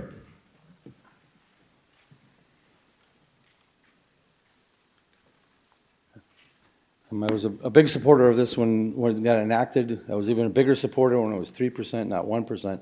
I think this is great money, and the state of Massachusetts is going to increase how much they give back to us. So, you know, maybe at the fall town meeting we'll increase the percentage again, because this is great money, and I hope that everybody supports it. Any further discussion? There being none, all those in favor, please say aye. Aye. Opposed? It's unanimous, therefore passes.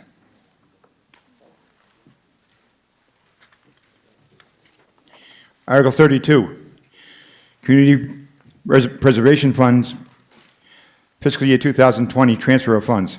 To see if the town will vote to transfer from the Community Preservation Fund, fiscal year 2020, estimated annual revenues, the sum of $12,000 to be added to the amount appropriated for the Community Preservation Fund, fiscal year 2020. Administrative expenses under Article 31 of the May 13th, 2019 annual town meeting. Such sum to be used for due diligence, including title searches and related administrative tasks for potential open space acquisitions, or take any action thereon or in relation thereto. Mr. Moderator, Ms. Livingston. I move that the town vote to transfer $12,000 for the Community Preservation Fund FY 2020 estimated annual revenues to be added to the amount appropriated for the Community Preservation Committee FY 2020 administrative expenses under Article 31 of the May 13, 2019 annual town meeting for the purposes of due diligence, including title search and related administrative tasks for potential open space acquisitions as contained in the article and read by the moderator and approved by the Community Preservation Committee. Is there a second?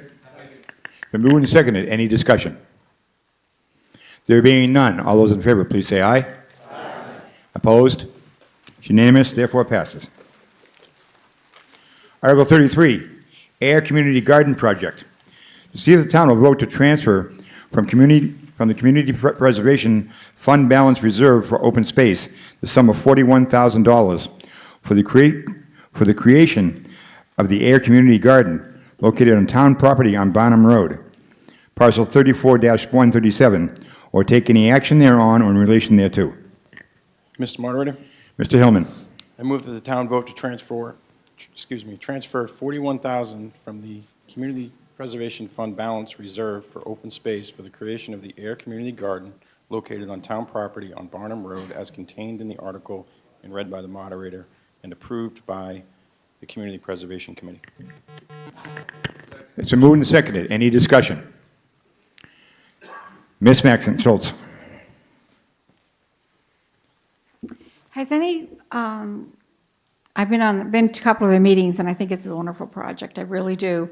But there's so much that maybe, instead of spending all this money, although I approve of maybe taking this money, but there's so much that has been given to the town, whether it be small gardening things or whatever, that also is available up at the transfer station. People just bring it there and leave it. Is there any thought to coordinating the DPW with the gardening project and say, oh, here's some bunch of tools, here's shovels and pickaxes and whatever, hoses, water hoses are up there quite often, wheelbarrows, I donated a wheelbarrow to them, I picked it up at the transfer station. Has any thought been done to that? Actually, Ms. Schultz, the article is transferring money to the community garden. It is not on how we operate the community garden. Okay. Okay? That's a lot of money for something like that, I think, but, okay, thank you. Any further discussion? Ms. Bedertha.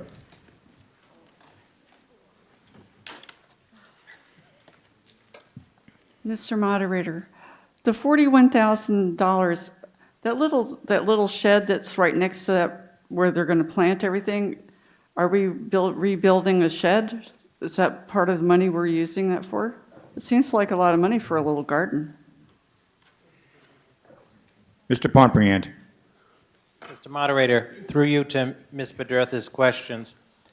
That small structure is not going to be used for the community garden. That's an old structure, but as mentioned in the explanatory note, that the funds are for constructing the raised beds, the soil, the loom, walkway material, small gardening equipment, the locked storage shed, and the locked chain link fence. And the fencing and the shed fencing is not inexpensive. They have also, the organization, I know there are many members here tonight, as well as from the CPC, have done a great job getting a lot of in-kind donations and will continue to do that. But it was the feeling through their proposal, as approved by the CPC, that the $41,000 is necessary to properly complete the project. Okay. I just think maybe the Boy Scouts or the kids at school that have to give some of their time could pitch in a little bit. Why not? Any further discussion? There being none, all those in favor, please say aye. Aye. Opposed? It's unanimous, therefore is passed.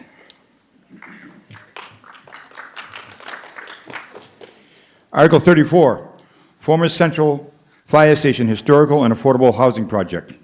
To see if the town will vote to transfer from the Community Preservation Fund Balance Reserve for community housing the sum of $150,000 and vote to transfer from the Reserve for Historic Resources the sum of $40,000 for the creation of 6 affordable apartments and to continue the historic restoration of the former town halls, former Central Fire Station located on Washington Street, or take any action thereon or in relation thereto. Mr. Moderator, Mr. Hood. I move that the town vote to transfer $150,000 from the Community Preservation Fund Balance Reserve for community housing and vote to transfer $40,000 from the Reserve for Historic Resources for the creation of 6 affordable apartments and continued historic restoration of the former Central Fire Station located on Washington Street as contained in the article and read by the moderator and approved by the Community Preservation Committee. Second. It's been moved and seconded. Any discussion? There being none, all those in favor, please say aye. Aye. Opposed? It's unanimous, therefore passes.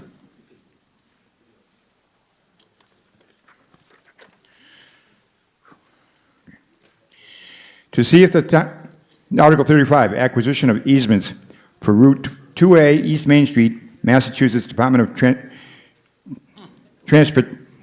Transportation Project. Transpiration.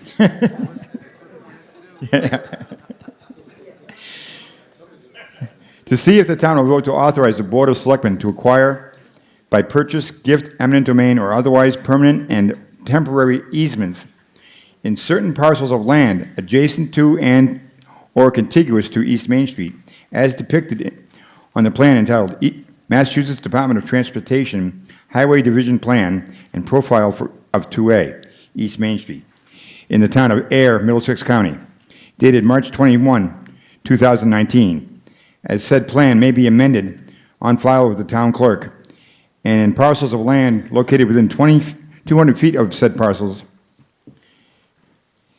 and in parcels adjacent to East Main Street, as such additional areas may be shown on said map, as hereinafter revised for the public way purposes, including without limitation, drainage, utility, slope, grading, and construction of improvements and structures, and other related purposes, to enable the town to undertake the East Main Street Route 2A improvement project, and further, vote to transfer the care, custody, and control of portions of town-owned property or properties shown on aforesaid plans from the board or officer having custody of same for the purposes for which the properties are currently held to the Board of Selectmen for a public way and related purposes. Further, to dedicate said portion or portions of the town-owned properties for the foregoing purposes, or take any action thereon or in relation thereto. Mr. Moderator, Ms. Livingston.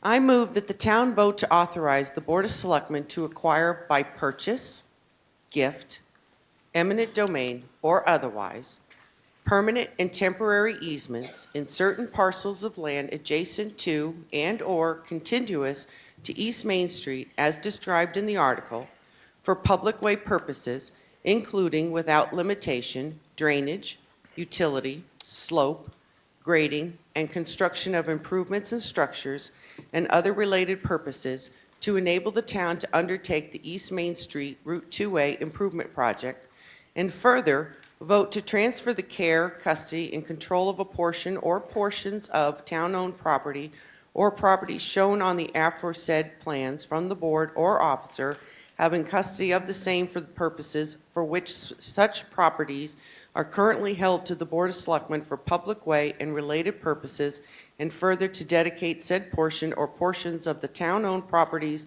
for the foregoing purposes as contained in the article and read by the moderator. It's been moved and seconded. Any discussion? Mr. Moderator. Ms. Livingston. Ladies and gentlemen, I know the word eminent domain is in this article. That is legalese. The Board of Selectmen have not voted to take any eminent domain. There have been no executive sessions about discussions of eminent domain, and you would know that because you would see the agendas. When I came in tonight and I started hearing that the Board of Selectmen was taking eminent domain, I was quite shocked. I believe my cohorts here are quite shocked. I asked Mr. Pombriand exactly what were we taking. This article is for us to have permission from you to go talk to people that may have a piece of their property, a tree, a mailbox, that may in fact affect the Main Street project from going forward, to talk to them, to ask them, is it possible we can have an easement? Is it possible we can maybe move your mailbox a foot? This is similar to what we asked you, I believe, about a year ago. Could have been two, but I think it was last year, where we had to go talk to some residents who were alongside where it was going to be the parking facility. And we had to go talk to them because the state had made a mistake and we needed to go tell them and talk to them. But we have to have your permission to go talk to them. Okay, thank you. Any further discussion? Dan. Hi, Dan Gleason, 24 Howard Street. So is this an indication that the state is finally ready to undertake this project, or is this an anticipation that at some point in our lifetimes they actually will come in and do the project? Thank you. Mr. Wenzel.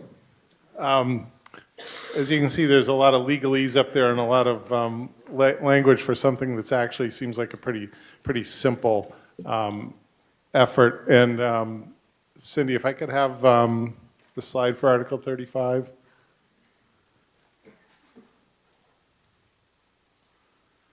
So right now for the East Main Street construction, after going to several meetings a month for about a year, I've finally convinced them to move the project up to the 2020 tip year, which starts in October. So, the design is 100% complete. It will be advertised, assuming there's no other issues, in October with construction starting in the spring. Part of the project, since this is federally funded, requires us to take temporary construction easements and permanent easements. And so there's approximately 60 temporary easements and 4 permanent easements. And what we'll be doing is I'll be putting a letter together. We have to follow these federal requirements for this whole process. And there's a right-of-way engineer at Mass DOT that I'm working with. So we'll be sending out a letter to every one of the 64 people showing specifically where their property is and where the easements are.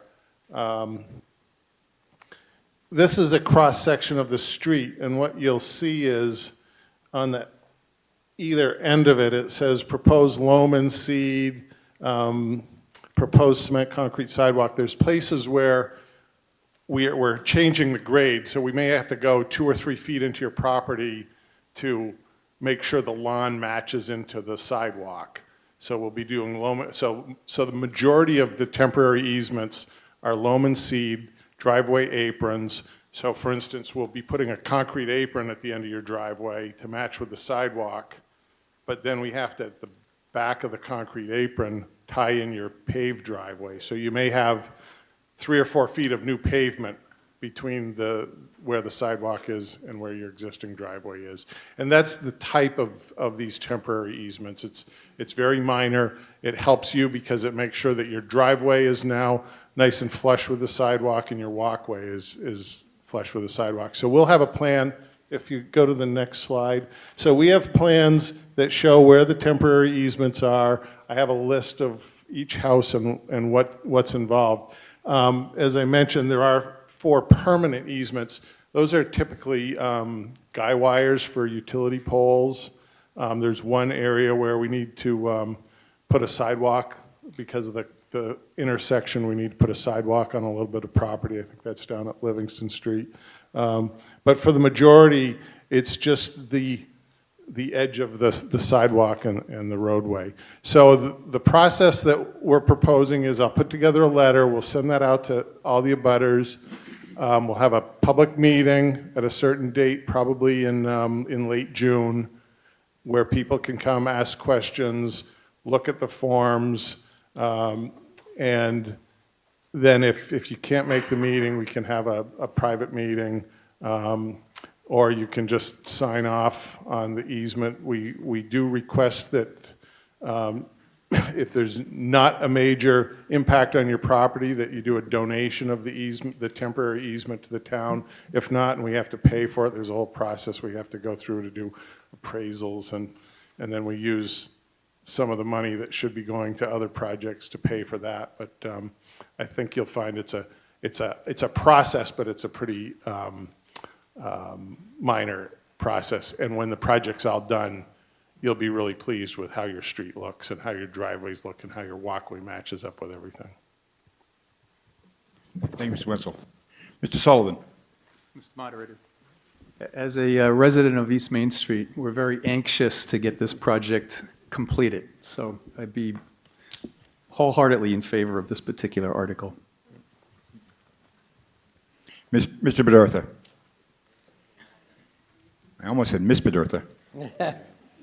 We're not quite that interchangeable. I would like to actually make a modification to the wording to read such: acquired by purchase or gift or otherwise, and remove the word eminent domain. If the Board of Selectmen finds that they're having a very difficult time getting the residents of town, who I think are very reasonable people, then they can come back at another town meeting and tell us that they want to take it by eminent domain. But I would take those words out. I think the people in town will cooperate. But I really don't want that option in there unless they come back and tell us that they couldn't get people to do this. They don't have to tell us who, but I would like to take out the word eminent domain and leave the rest as is. Is there a second for that amendment? Okay, moved and seconded. I did not hear Mr. Excuse me. Jeff Tillotson, Oak Ridge Drive. I did not hear Mr. Bertha say, I would like to make a motion. I heard Mr. Bertha ask if the selectman would care to take the wording You're out. correct. You're correct. Thank you.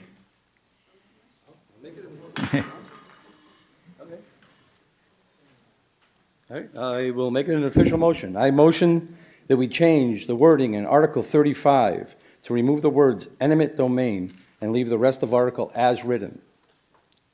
Is there a second? Moved and seconded to strike the words eminent domain from the article. Any discussion on the amendment? Mr. Curran. As Mr. Wenzel and Mr. Sullivan have pointed out, that and others, Mr. Gleason, this is a time-sensitive matter to handcuff. Now, of course, we all hope that everyone will be reasonable and that all the abutters will feel duly compensated for this project. But failing that, to handcuff the town in its ability to complete the project without later coming back to town meeting, I think the fight over eminent domain would delay it months, if not years, and the project wouldn't be able to go forward. So I would reject that motion and want to vote on the article as is. Any further discussion on the amendment? Mr. Moderator. Mr. Sullivan. Again, Connie Sullivan from East Main Street. Again, I see Mr. Bedertha's motion as just one that'll cause further delay to the project. We as a town have been working on East Main Street as a gateway to our town. Will be a great improvement, and it'll increase the property values of the people that live on East Main Street. So again, I'm against the motion that Mr. Bedertha has made. Any further discussion? There being none, this is on the amendment only, whether to strike the words eminent domain. All those in favor, please say aye. Aye. Opposed? No.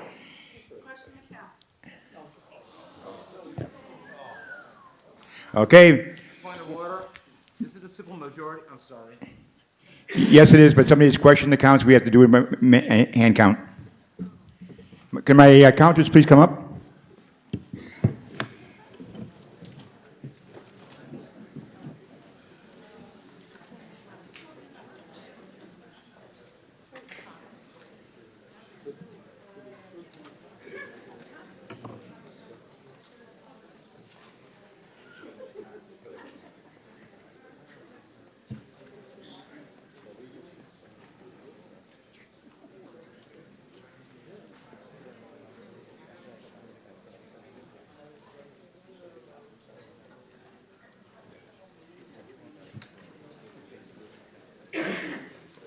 Tell us again what we voted for.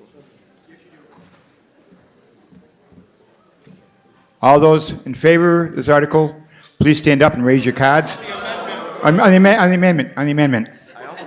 Please stand up and raise your cards. Yes, those who are for the amendment.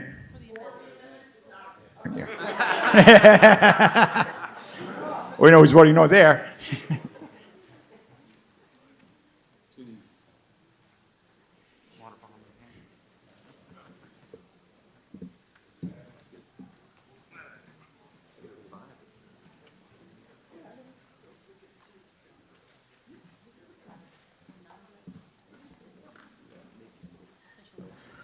All those opposed to the amendment, please stand and raise your cards. Count me twice. Oh, just one?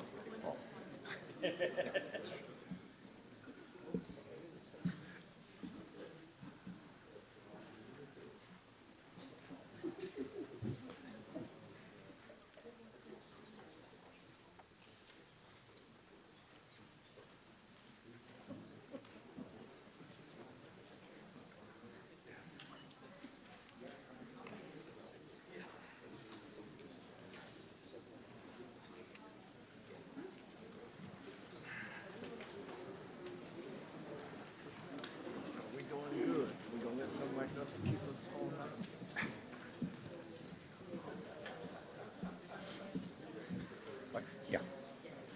Voting in the affirmative, 6.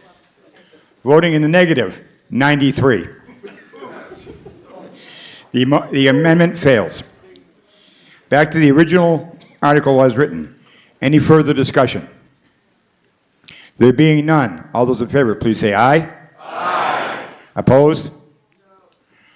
I hear one no. Motion is passed. It's unanimous? Yeah. It's not unanimous. Okay. Article 36, grant of easement to Mass Electric Company, McPherson Road, to see if the town will vote to authorize the Board of Selectmen to grant an easement to Massachusetts Electric Company for the transmission of electric current upon town-owned property located on the southerly side of McPherson Road, described in deeds recorded in the Middlesex South Registry of Deeds in Book 13524, page 646, as amended in Book 16376, page 496. Said easement shown on a sketch plan entitled Sketch to accompany the easement of the installation/replacement of conduit, dated January 10th, 2019, on file with the town clerk, on such terms and conditions as the Board of Selectmen may deem appropriate, or take any action thereon or in relation thereto. Mr. Moderator. Mr. Hillman. I move that the town vote to authorize the Board of Selectmen to grant an easement to Massachusetts Electric Company for the transmission of electrical current upon town-owned property located on the southerly side of McPherson Road, Ayer, as described in the article, on such terms and conditions as the Board of Selectmen deems appropriate as contained in the article and read by the moderator. Second. It's been moved and seconded. Any discussion? Mr. Moderator, Mr. Maxon. do we have an illustration of this sketch?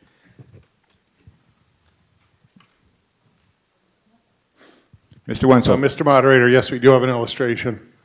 On the previous slide, it mentions the McPherson Road is the address that National Grid has assigned for the air wastewater treatment plant, even though it's a little jaunt through the woods over to McPherson Road. So the next slide shows, it's basically, we already have a line there. What they discovered was they never had an easement, and we need to upgrade that. We've had a couple failures of this line that have reduced the reliability of the treatment plant. The treatment plant is down in the lower left corner. Where it says 750 is where there's a transformer, and our electrical controls are in that building there. So it's basically to provide an easement from the utility poles down to the transformer location. Is there any crossing by this easement of the line between the part of Ayer that is now temporarily under the municipal jurisdiction of Mass Development on DRES, the Regional Enterprise Zone, and the part of Ayer that is not under their jurisdiction? This is all within Department of Public Works property. Thank you. Any further discussion? There being none, all those in favor, please say aye. Aye. Opposed? It's unanimous, therefore is passed.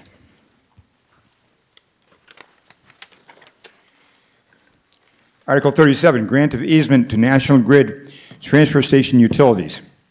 To see if the town will vote to authorize the Board of Selectmen to grant an easement to National Grid for the transmission of electric current upon town-owned property located on the easterly side of Groton Harvard Road, being Assessors Map 13, Parcel 3, described in a deed recorded in the Middlesex South Registry of Deeds in Book 47,465, page 544. Said easement shown on sketch plan entitled Solid Waste Transfer Station, Site Layout and Utilities, dated November 1986, on file with the town clerk on such terms and conditions as the Board of Selectmen deem appropriate, or take any action thereon or in relation thereto. Mr. Moderator, Mr. Hood. I move that the town vote to authorize the Board of Selectmen to grant an easement to National Grid for the transmission of electric current upon town-owned property located on the easterly side of Groton Harvard Road, as described in the article, on such terms and conditions as the Board of Selectmen deem appropriate, as contained in the article and read by the moderator. Moved and seconded. Any discussion? There being none, all those in favor, please say aye. Aye. Opposed? It's unanimous, therefore passes. Article 38, bylaw regarding authorization of utility easements. To see if the town will vote to amend the general bylaws by inserting a new bylaw, Article 56, grant of utility easements as follows, or take any action thereon or in relation thereto. The Board of Selectmen is authorized to convey to utilities companies such permanent or temporary access and utility easements in, on, or under town-owned property for the primary purpose of serving that property on such terms and conditions and for such consideration as the Board of Selectmen deems appropriate, provided that such easements are not inconsistent with applicable law and are incidental to the use of town-owned property. Ms. Livingston. Mr. Moderator, Ms. Livingston. I move that the town vote to amend the general bylaws by inserting a new bylaw, Article 56, grant of utility easements as contained in the article and read by the moderator. So moved and seconded. Any discussion?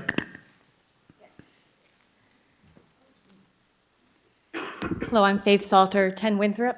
I have a question about this. I am aware that all over Massachusetts, the utilities are pressuring towns to bypass the town meeting review in order to expedite easements for the construction of infrastructure. It could be power lines, it could be pipelines, it could be solar, it could be wind, fences and roads, all kinds of infrastructure that they want to put on town lands. And I think that the power companies, they're opportunistic and they don't really care about our town, but we do. And I think that I would like to know the criteria that the selectmen would use to assess these proposals before we cede our review of these proposals for the easements. I want to know what that criteria is. For example, whenever a utility comes into your town and builds something, there should be an expectation in their proposal that they're going to dismantle what they built when it inevitably becomes obsolete. You don't want to be a town full of old power lines, old solar panels, all that kind of stuff. They have to come back in, take that stuff down and restore the property. So I'd like to know what the criteria are the selectmen would use. I trust and believe in this board of selectmen. I respect you a lot, but you know, when you guys aren't here, who is going to be granting these easements and what are going to be the expectations? Thank you. Any further discussion? Wait, I asked a question. What was the question? Okay. Do I have to stand here until the question gets answered? Yes, Then usually. I'll stand here. I want the question answered. Didn't realize if I walked away, I didn't get an answer. Mr. Moderator. Mr. Pomperand. Through you to Ms. Salter's questions.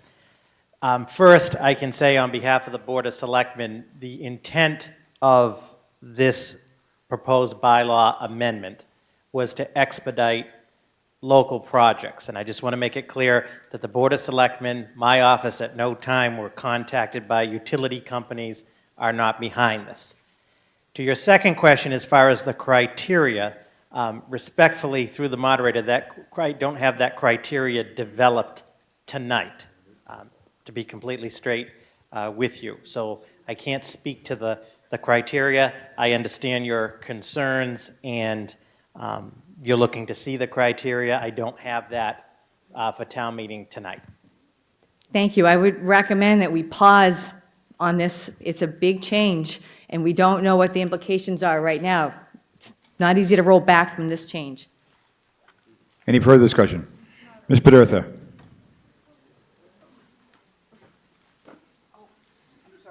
Dave, did you trip her? I'm getting old. No, it wasn't me. Mr. Moderator, I vote to table this. Make a motion to table? I'm making a motion to table this. Is there a second? Motion is table the question. Motion to table is a two-thirds vote. Point of order. Is this a motion? Yeah, she made a motion to table and it's been seconded. And a motion to table is undebatable. Yeah. Point of order. Point of, Robert's rules, I'm not sure if it's a motion to table or motion to postpone, either definitely or indefinitely. she made a motion to table, which means it comes off the article and once town meeting ends, it's finished. So it's finished. Yeah. All right. So moved and seconded to table this motion. This article. All those in favor, please say aye. Aye. Opposed? No. The ayes have it. The article is, it is two-thirds, and the article is tabled. You want to count? Town council is recommending we count it.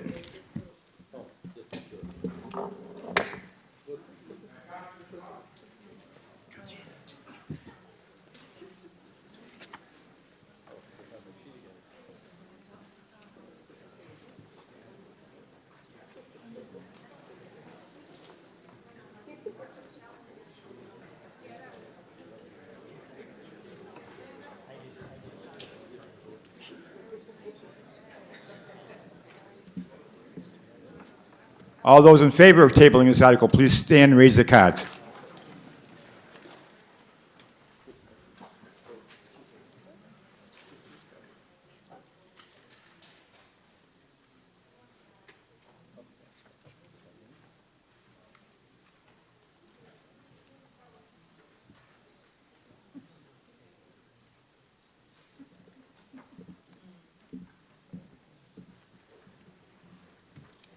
Get those guys.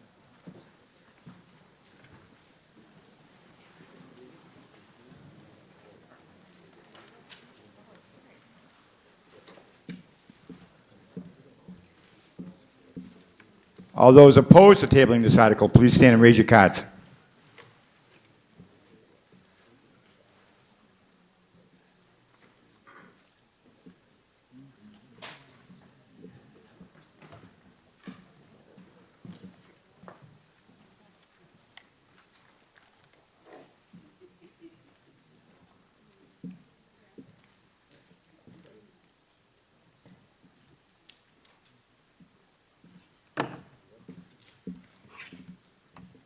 Vote was 64 in favor of tabling it, 13 opposed. It is therefore two-thirds vote, and the article is tabled. Now we move on to the citizens' petitions. Zoning bylaw amendment, large-scale solar setback. To see if the town will vote to amend Section 8.5.64.1 of the Ayer zoning bylaw by replacing the text thereof in its entirety and substituting the following. 8.5.6.4.1. Large-scale ground-mounted solar energy systems shall adhere to the same setbacks as required for principal buildings in the underlying Ayer zoning districts, except where located in or near residentially zoned areas. All structures in large-scale ground-mounted solar energy systems shall be set back from the lot line of any adjacent lot which is situated in any of the residential districts by 150 feet. The setback shall be maintained in its natural vegetative state and shall not be disturbed. Do I hear a motion? Moved, any seconded? Second. It's moved and seconded. Any discussion? Mr. Horgan.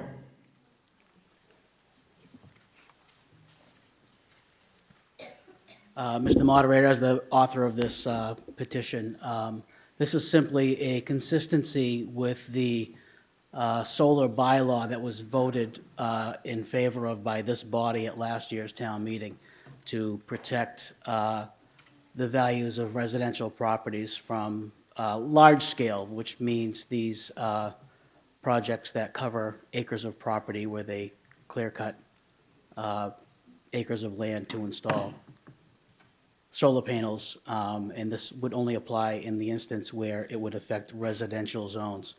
The existing solar bylaw it prohibits this type of solar energy system in these zones that was voted on last year. Any further discussion?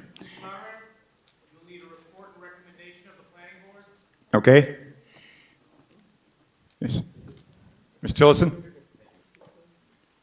Jeff Tillotson, Oak Ridge Drive, also Chair of the Ayer Planning Board. Mr. Horgan came to us as a proponent for this article, and the Planning Board listened to Mr. Horgan, and we had actually a discussion about it and some other possible things. At the end of the discussion, the Planning Board voted not to recommend to the town meeting that we support, not to recommend this to the town meeting. Lots of reasons. Personally, the last sentence, the setback area shall be maintained in its natural vegetated state and shall not be, it should say shall not be disturbed. I actually felt that as a landowner, somebody saying to me that 150 feet into my land couldn't be touched, a little bit of an overreach. If the other members would like to speak, I'd invite them to. Mr. Horgan. Mr. Cadigan, I'll get to you in a minute. He's already at the mic. Mr. Moderator, just to repeat, this is consistent with what was voted on last year. It's prohibited, so this is less overreaching than what is currently in the solar bylaw. Mr. Cadigan. John Cadigan, Autumn Ridge Drive. I would find difficulty with wording that says in or near residential zoned areas. What does near mean in a legal sense? And I would ask the opinion of town council if this is valid wording. Mr. Rich, do you have an answer for him?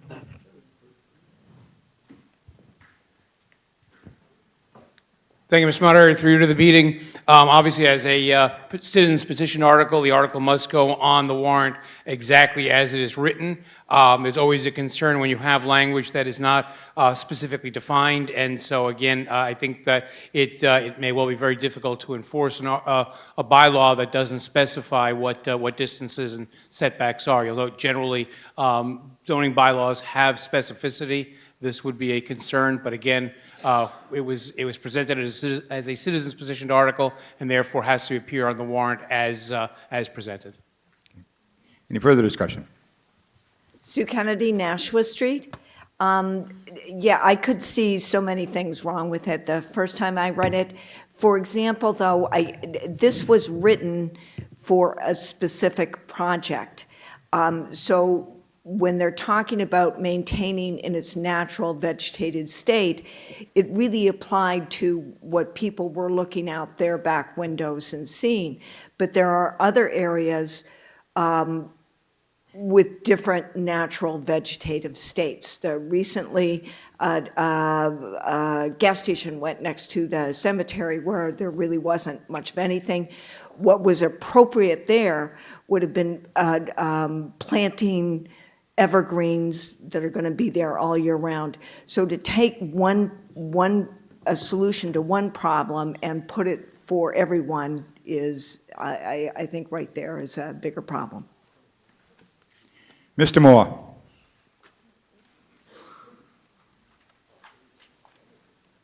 Mr. Moderator, if I may, state a few facts on this thing. This citizen's petition is arbitrary and should not be supported. It is targeted attack and is not in the best interest of the town, nor supported by the boards and commissions charged with the approval in the town. For the solar project being targeted by this petition, it has received planning board approval. It has got an order of conditions from the Conservation Commission. The abutters to the solar project are led by the proponent of this amendment, Mr. Horgan. They wanted to kill this project. They did not appeal these approvals. Now they want to kill it with this article, and that is wrong. 14 Madigan Lane abutters filed suit in Superior Court, again led by the proponent against the 5 planning board members who are doing their job, the town clerk and myself, in an effort to kill this project. It is a waste of taxpayers' money in this suit to represent town employees, volunteers doing their job. Last town meeting, an article was passed to control solar fields. That wasn't enough to kill it. Now at this town meeting, they want to go further, and going further will hurt others in town, not just this project. So where does the 150-foot come from? It's arbitrary based on what the proponents hope will kill the specific project. This is wrong. This parcel will be developed one way or another, and a green energy solar field is the best option for the neighborhood and for the town. We have other options on the table that people know about. I won't discuss those tonight. After all, the solar field is quiet, non-reflective. It is taxed on a commercial tax rate, does not burden our schools or town services that some of our other options will. These solar panels are 260 feet from the nearest house. They're 120 feet from the nearest property line. Has a 50-foot buffer zone of mature forest, and that's what the town approved. It's over 1,000 feet from Washington Street. It will use approximately 6 acres out of 49, leaving approximately 40 acres of our parcel that we own to open space. I have reached out to 3 different Madigan Lane abutters, including the proponent of this amendment, to find a win-win for all of us, and they refuse to talk. If they did, we would not be here tonight. Now they want to change the town bylaws for this specific case to solve their specific gripes, whether or not it's in the best interest of the town or not, and that is wrong. If this bylaw passes, it will kill a green energy project that will supply enough energy to take care of 240 homes every single year versus fossil fuels. And will kill other green energy opportunities for the town, and that is wrong. This bylaw was not vetted to the town nor supported by the town. Bottom line, the proponents doesn't know what impact it will have on other parcels in the town, and neither does the town. That is wrong. Changing the rules after the planning board has given site plan approval is wrong. Not dealing in good faith is wrong, and that's what this bylaw amendment would do. Mr. Moderator? State your point of order. I don't believe that all this is germane, and I Yeah, it is, because I'm getting to that.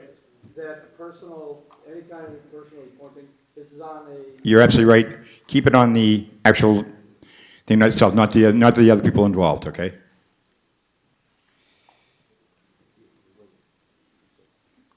It's a raw deal to impose this upon all property in the town, and you have no idea what the impact will be. Let me just skip that part then. I urge everybody here to vote down this amendment because it's arbitrary standard imposed on everybody, a targeted attack on the solar project, and is proposed in bad faith to the town, nor has supported that. It's a wrong amendment, it's site-specific, it's neighborhood-specific, and it's the right project to go into this development. It's going to get developed, we have other things to do, this is a less impact. If you want to move the question, you need to get up here and state at the mic and make the motion from here. I do not recognize motions yelled out from the seats. Dan Swanfelt, motion to move the question. Is there a second? Second. Okay, motion to move the question is a non-debatable motion. It's a 2/3 required vote. I'm going to ask everybody, please. All those in favor of moving the question, please say aye. Aye. Opposed? No. It is, in the moderator's opinion, it is 2/3 vote. We vote right down now to the amendment, the article. All those in favor of this article, please say aye. Aye. Opposed, please say no. No. The noes have it. Your article is lost.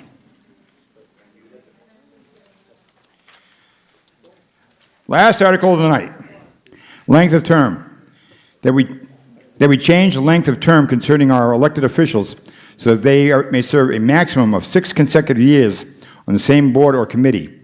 After 1 year while not serving on that board or committee, they may run again for election to do the same board or committee.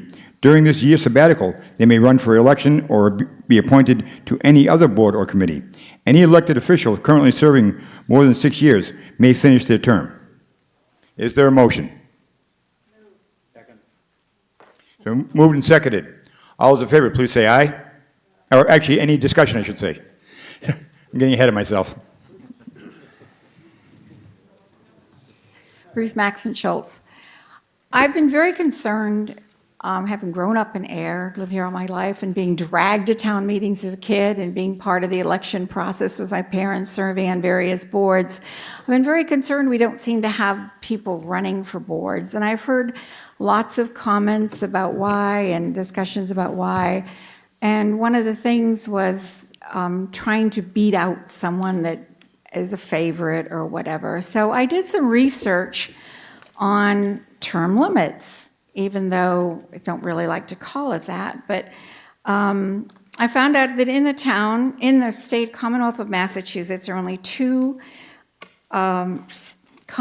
cities that have term limits. One is Stonebridge and one is Methuen. And both of these term limits date back to the 1990s. Southbridge specifies a 3-term, doesn't matter how many years, a 3-term, and then a 1-year break. Methuen specifies 6 years and then a 2-year break. And they seem to be doing very well with these, I say, back to the 90s. They have elected officials, usually school committee, Board of Assessors, Housing Authority, and of course the town council, they call them, but it's actually their, what we would call our selectmen. And one thing that one of the towns told me in talking to them is that they have repeat people coming back. They served 5 years ago and they decided we're going to come back on the board, we're going to run again. And I don't seem to find that happening here in Ayer either, but as a result of that. So my whole purpose of asking for a citizen's petition for this is to encourage people to run. It's not, I'm not trying to kick people off of committees at all or anything like that, but it's trying to encourage them to run, encourage them also maybe to try another term on another board. They might find something more interesting to them. They might realize what that board does actually when they've never been involved with it before. So I would like to try something like that with the town. Also, one thing about our town is also, it's a really always been a very diverse population of people, and we don't seem to get diversity on our boards at all. Just look at them. Except for females, women, okay, all right. But other than that, there's really not diversity, and I would want to encourage the diverseness of the boards. Thank you. Yes, ma'am? Mr. Moderator, Julie Murray, 1 Sandy Way. While I appreciate what's at the heart of this petition, as someone who serves on our planning board and also our CPC, our Community Preservation Committee, I'm concerned that we don't have enough people ready. I think the idea that we need to encourage should happen before we put forward a petition like this. Again, I would love to not serve more than 6 years. However, if we look around the room at the percentage of people that are actively and civilly engaged right now, I don't believe we'd be able to fill those positions that we need to run our town well. So I would strongly consider us working towards encouraging first and getting participants before we move a petition like this forward. Thank you. Mr. Hood. Scott Hood, Oak Ridge Drive. I am on the Board of Selectmen speaking on my own behalf as a citizen. And I do want to concur to what the previous speaker said. If you look at a lot of the election ballots that we have, there are a lot of unopposed races that do go on here in town. The participation rate has slowly dwindled off over my 10 years involved in the town. And personally, you know, if I was involved in something on an elected board like the Board of Selectmen, in which was going to take 2 to 3 or 4 years to complete, which would bring me to the end of a 6-year term, which would be my max, it would really be detrimental to my willingness and ability to run and really give back to the town. Thank you. Mr. Gill. Brian Gill, 36 Pearl Street. This article almost seems, or petition almost seems vindictive, even though the sponsor of the article said it wasn't. To the term limits, I think she used, we do have term limits. Those are at the ballot box. So if term limits need to be put in place, come out and vote and put new people in. Thank you. Mr. Bedurtha. Well, I would have to go along with Ruth. I would also like to see a change because I, for one, have volunteered for multiple things in the last 6 months and been told that I can't volunteer and serve. Mr. Moderator? Ms. Livingston. You know, everyone seems to always focus on the negative. You know, nobody wants to run, nobody wants to get involved. Has it ever occurred to anybody that maybe people are happy and they haven't felt a need to get involved? I also want to remind people that when you get involved, it's usually because something has sparked your interest. And I stand here as that example because that's how I got on the board. But to have a term limit of you serve 6 years and then you take a year off and then you come back defeats the purpose of a term limit, because a president, maximum any president can serve is 8 years, and governors in different states can only serve so many years, and then they're out, they're not allowed back. So it kind of defeats the purpose of term limits. I don't agree with it because I think you're going to lose something. Mr. Sullivan. Mr. Moderator, as a former selectman who ran for 4 consecutive terms and was elected for 4 consecutive terms, I simply say to town meeting, if the system's not broke, don't try to fix it. Mr. McGowan. James McGowan, 16 Pond Street. It does sound somewhat benign, but it basically is stripping of you of your rights that we've had to run for as many times as you want. And we do have term limits. It's called voting. If you don't like someone, you vote against them. So I urge you not to vote for this because it will strip you of your rights to run for office. Hey, Jim, will you see me after the meeting, please? Mr. Moderator? Mr. Pombriand. Through you, if there is an objection, I'd like to ask Town Council just to speak to the mechanics of this petition. Mr. Rich. Thank you, Mr. Moderator. Through to the meeting. Again, it's a petitioned article that appears on the warrant exactly as it was submitted. I think it's important to note that Any regulation addressing the method of selection, which includes the term and number of terms of elected officials, is subject to either a charter provision or special legislation. The examples that were cited by the petitioner with respect to cities and towns that have term limits, each of those are by charter. The town of Ayer doesn't have a charter, although it has a recent special act that addresses certain positions, including the recently created town manager position.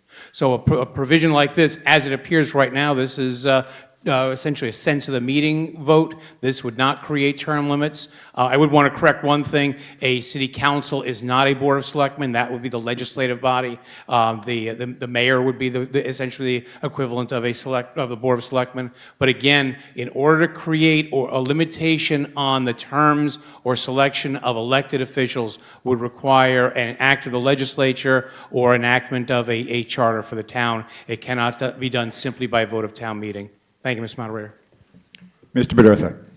Again, I mean, I'm not, I can't say that I'm totally for it against, for some of the reasonings, but again, if the people that were in charge were not restricting people from volunteering, then I would say, you know, leave them there, let them do their job. But that's not the case.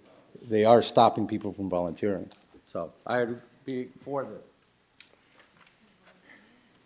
He's repeating himself. Andrew Loven, Coolidge Road. I'm probably going to echo a lot of what other people said, but I see this as really sort of disempowering me as a voter and removing one of the strongest mechanisms I have in town to assure some sort of accountability, and that's to vote in favor of people that I support or to vote against people I don't. And if this were enacted, I see it as instead of it being up to me now, it's potentially up to an sort of arbitrary forced sabbatical, and I don't necessarily see the benefit in that. So, thank you. Mr. Moderator. Sir. Jason Salter from Winter Ave. Haven't heard from Town Council. Can we move the question, please? I move we move the question. Is there a second? Second. Okay. Like I said earlier, motion to move the question is a two-thirds vote, and it's a non-debatable motion. All those in favor of moving the question, please say aye. Aye. Opposed? No. It is definitely a two-thirds vote. I only heard one no. And I only have one more motion to hear. Mr. Swanfeld. Oh, yes. Oh, yeah. Yeah. I'm in a hurry. All those in favor of this article, please say aye. Aye. Opposed? No. The article is lost. Now, Mr. Swanfeld. Motion to adjourn the meeting. Second. All those in favor, please say aye. Aye. Opposed? Hey, Jim. Come see me. Happy birthday to Mr. Robert Pontbriand. Oh.